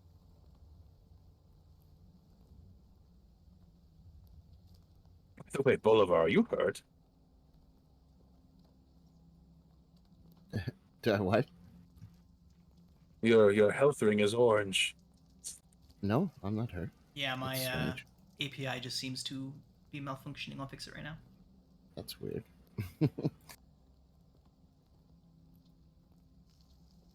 The only thing hurt is my heart. For the poor children I might have injured long ago. That's concerning. Okay, yep, Volor, you should be good. Your token should be fixed now. Thanks. Okay. Aurelia, as you approach, you get a better look at that wall and the gate, the rusty iron gate on hinges. It's slightly ajar. Doesn't seem to be locked. Viewed... Well, yeah, I'll let you know what you see when you get a little closer. Is it locked, Aurelia? I mean, it doesn't look. No, doesn't look like it. Good, a good sign. A welcoming abbey. The town was wrong. Viewed through the gates, the abbey stands quiet right now. You can see two wings of the structure, joined by a curtain wall. There is a belfry protruding from the rooftop of the closer northern wing. And a chimney bellowing gray smoke. A hearth. Yeah, I mean, it's quiet, but there's nothing, I would say particularly odd yet. Well, the abbot must be awake. The smoke is billowing. I mean, there's definitely people inside, so.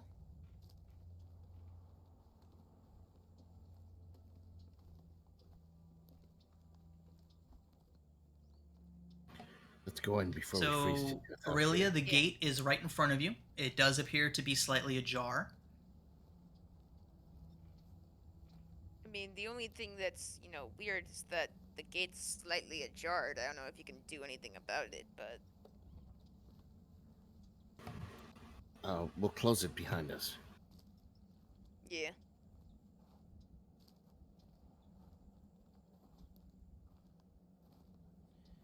So, Aurelia, as you push through the gate, it squeaks loudly. Just, and you hear some rustling in the two outbuildings to either side of you. And, oh, what the, and a pair of very interesting creatures scurry around the front with a pair of spears haphazardly held towards you. Stop where you are! No intruders! No intruders! This is our house! So, the two individuals standing in front of you pointing spears at you. One of them is what looks to be a beardless dwarf. That would be this one right here. Looks to be a She would have beardless no. dwarf She with is. patches of donkey flesh covering his face and body. He has one human ear and one wolf's ear and a protruding wolf's snout. His hands and arms are human, but his legs and feet are Landon. He has a donkey's tail, and you hear him struggling to speak, his words getting jumbled, unable to completely make their way out of his mouth. The other one is about just a little over 4.5 feet tall. The left side of her face is covered with lizard scales. The right side with tufts of gray wolf fur. Between these tufts is pale human skin. One of her eyes is that of a feline, and her fingers and hands resemble cat's paws with opposable thumbs. She has a gruff voice and speaks more clearly than the other when she says, "Who are you and what do you want?" I just wanted to talk to the Abbey. I'm just a traveler of these towns. How do you the one that can barely speak, how do you talk to an abbey? Huh? You want to talk to the building? She meant Abbott, you foul creature. You're foul.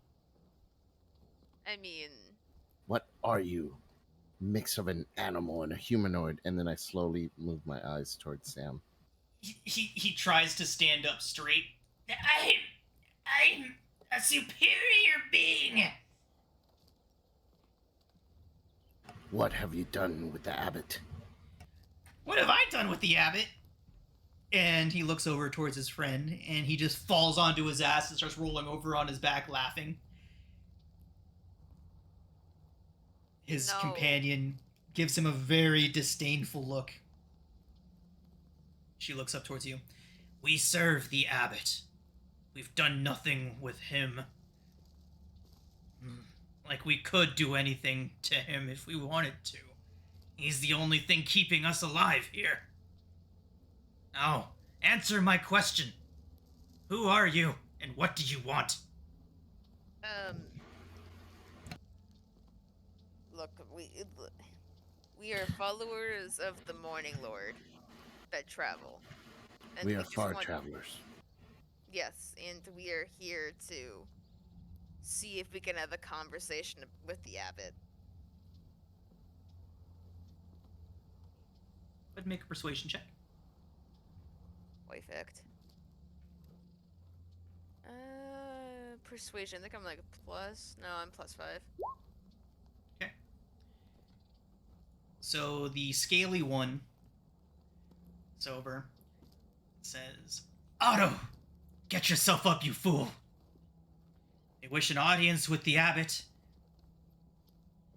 We shall provide it to them. They don't seem hostile. They don't seem like they're gonna cause any trouble. Come on, then. She turns and starts walking away. She says, Otto, you stay and watch the gates. And don't fall asleep again, you fool. Otto slinks back in. He says, you fell asleep too.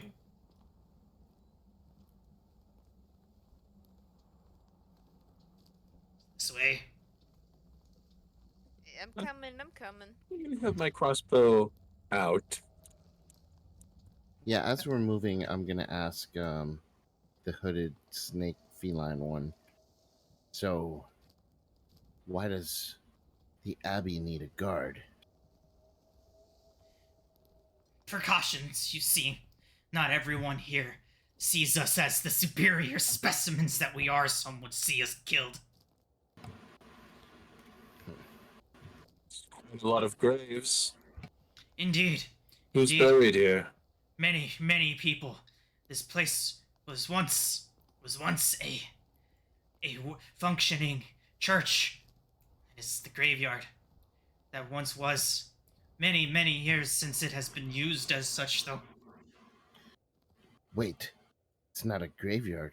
Where do the townspeople lay their dead? There is a graveyard in town.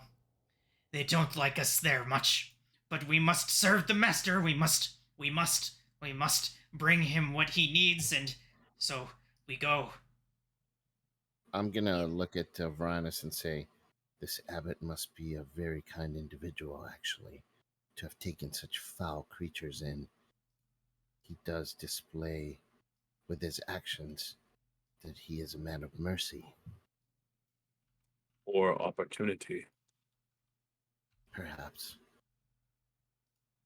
I mean, I never really caught your name. I mean, you look like a hooded figure. I don't know if I am Zigfrick. Siegfried? Okay. Zigfrick Bellevue. Siegfried Bellew, okay.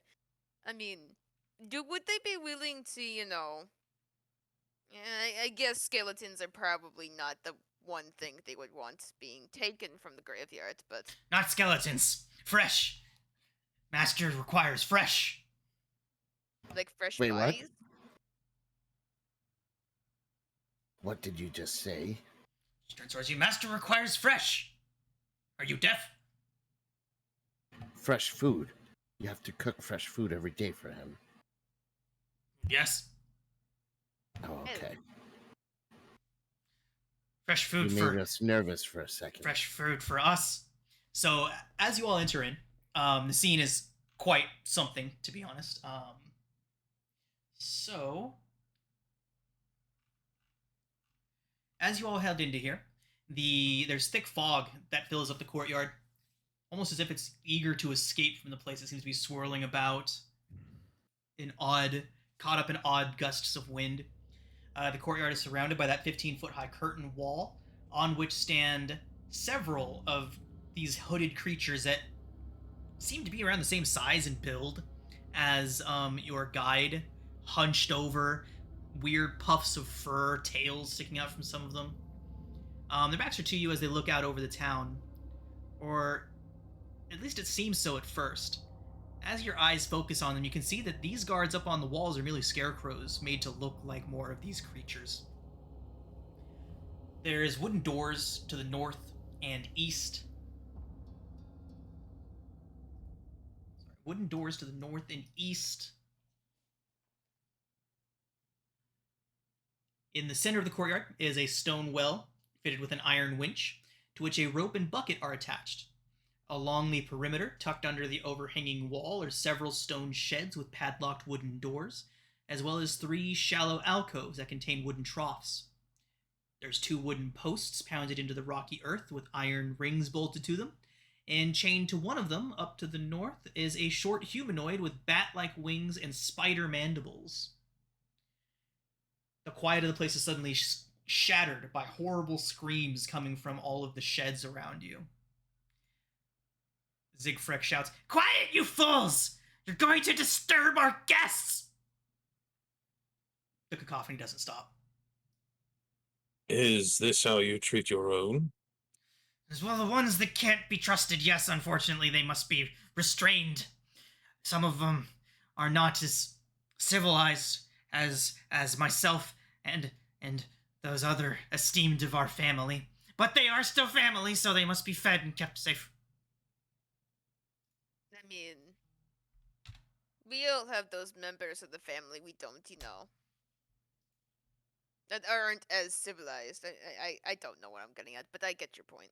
Indeed. Indeed. So, sort of examining these individuals so far, does this strike me as anything similar to lycanthropy or something that I recognize?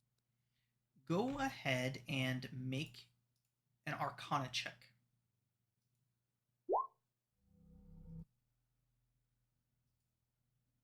Okay. They've certainly been transformed by some magical means. Varanus, as far as exactly how, it's very uncertain, quite unclear. I'm gonna ask him, Siegfried. What, Siegfried? Zegfrick. Zegfrick. Zegfrick. There are so many of you that it was just you and the other one. Did your master rescue all of these poor creatures? He from gave some us sort of the gift of these higher forms, you see. He gave you. Who gave you them? The I- abbot? the abbot, yes. Very powerful, very powerful. I shall fetch him for you. Wait here, wait here. Sounds like the abbot is transforming people, perhaps. Transformed. He's not tried again since he perfected us.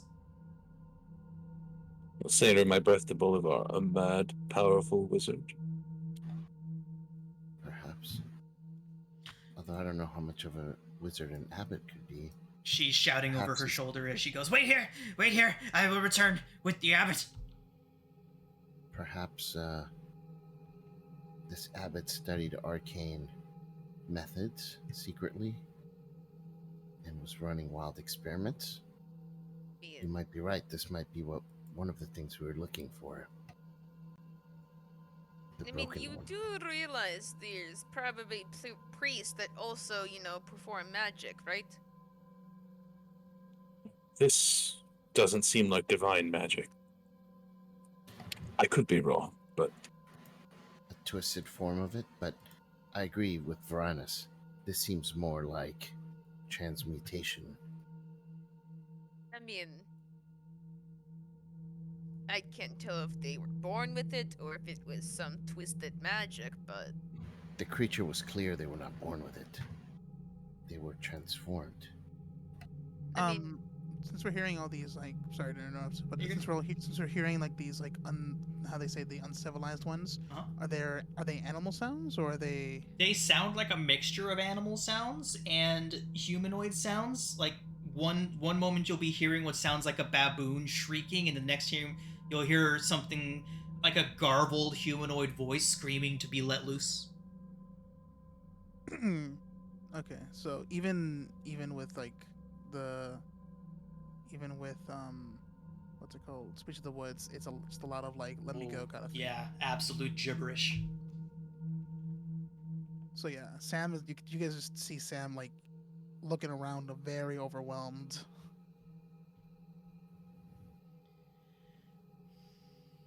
I mean, whatever the process is, it's destroyed their minds, obviously. that's true, but I just can't say necessarily if it was, the main guy or not. As you're all having this conversation, the creature that's chained to the post looks around at you, shrieks in your general direction, this creature right here, and flaps its leathery wings and takes to the air. Doesn't get very far before its chains get taut. You hear a choking sound as it's yanked back to the ground, fluttering about madly. It tries to take to the air again, fails.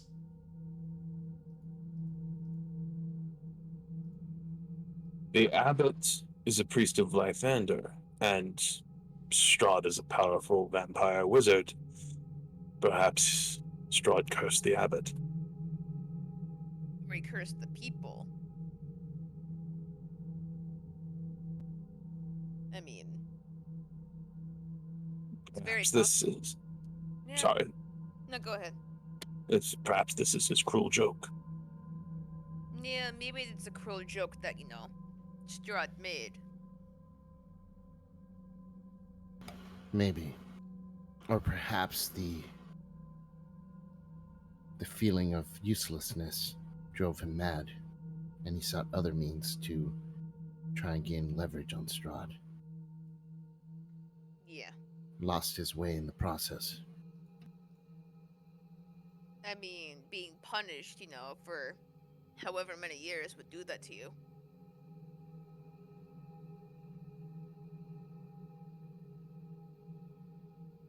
We should ask him if he knows anything about the mountain to the south.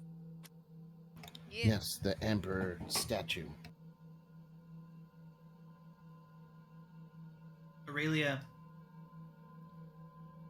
Sam, too, you would actually hear this as well. Aurelia's closest, but Sam, with your passive perception, you hear something inside of the well. Something sounds like maybe a young child. Help me! Help me! Can I, we didn't even add the fact that I added message to my cantrips. I just realized that. But yeah, I would probably look down the well and then cast message to see if I could maybe just be like, who are you down there? So, do you look down the well and then cast message? Yeah. Okay. As Aurelia approaches, Sam, why don't you go ahead and make an insight check? Aurelia, as Sure. you approach and look down into the well, you see what looks like several little red dots. Sam, you recognize immediately that sound is too. With a second time it repeated itself, it was too perfect, too identical. You recognize this. It's like a parrot, or more like a crow trying to lure something in, imitating a sound that it's heard before. Aurelia, back up from that. Aurelia, as Sam shouts that out to you, you make out 8 red little dots down at the bottom of that well. And just as Sam shouts that, they rush up towards you. Red spider eyes on the right side of its face while the left side appears human, a frog's foot in place of its left hand, and a taloned crow's foot where his right foot should be. It leaps out of the well and launches itself at you, Aurelia. Sam's warning means that you do not have that you are not surprised, and we are going to roll initiative as Miska Bellevue erupts from the well and attempts to attack Aurelia. Oh my god. Oh boy. Here I go killing again.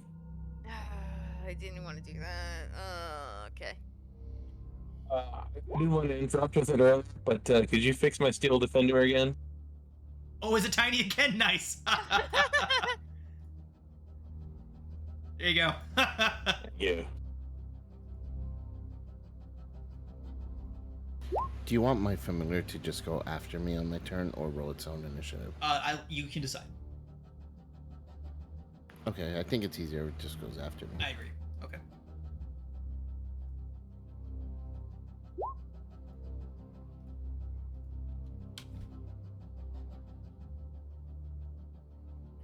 Chimera Antark. Well, the spider look, I was going to try and web it, but I think that spider features might give it some form of advantage to that. It's like a spider man. Man spider. A man spider. No, we're not going there. Although it makes me think of Spider Pig. Spider Pig does whatever a Spider Pig does. Alright, You anyway. missed your opportunity. It should have been a spider pig. Can you swing from a web? No, we can't. He's a pig. All right, Sam, you're up. Alright, bonus action, Flame Blade. And guess I'll just run up and a flanking. What a 13 to hits, unfortunately. 13 hits. Oh well. Really? 6 fire. Oof. It shrieks as parts of its tufty fur, its spider fur. The fact that spiders are furry freaks me out to no end, but it ignites. It shrieks. Anything else, Sam? No, that's it. Bolivar. We want to kill this thing then, yeah? Guess that's a yes. No complaints here. I will begin to cast Inflict Wounds through my familiar, and I'll move and hide behind the wall. Okay. My familiar's going to move up and fire off this spell. Okay. So, I'm going to use my free casting from my feet. Ooh. Okay, that didn't work. So, hold on. Sorry. Clicking spells on the thing would work. So, Did clicking spells on your actions, on your token actions not work? Clicking the word spells just brought like some big list. So maybe I just have to click which spell. But anyways, all right. So 18 to hit 18 hits. for 4 necrotic damage. Okay. 14. Sorry, 14 14, yeah. necrotic. 14 sure it's necrotic. more? That's certainly a difference. Yeah, 3d10. 4 would have sucked. All right. Yeah, that hurt a lot. And that's my turn. Okay, Aurelia. Okay, let me see. 1 minute. Any creature that hits a target with melee.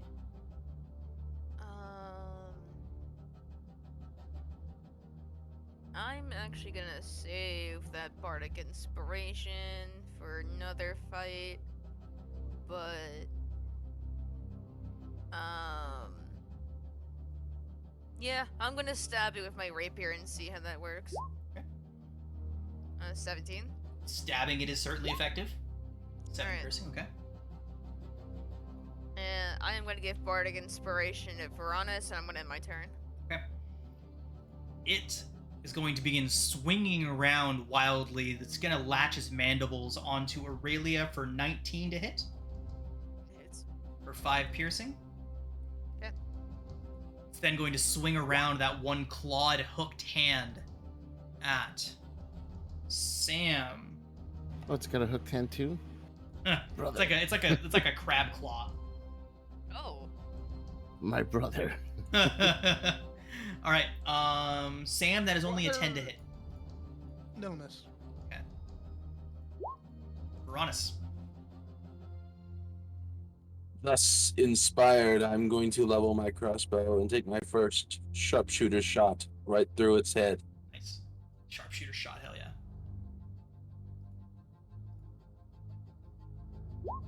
Yeah, that'll do it.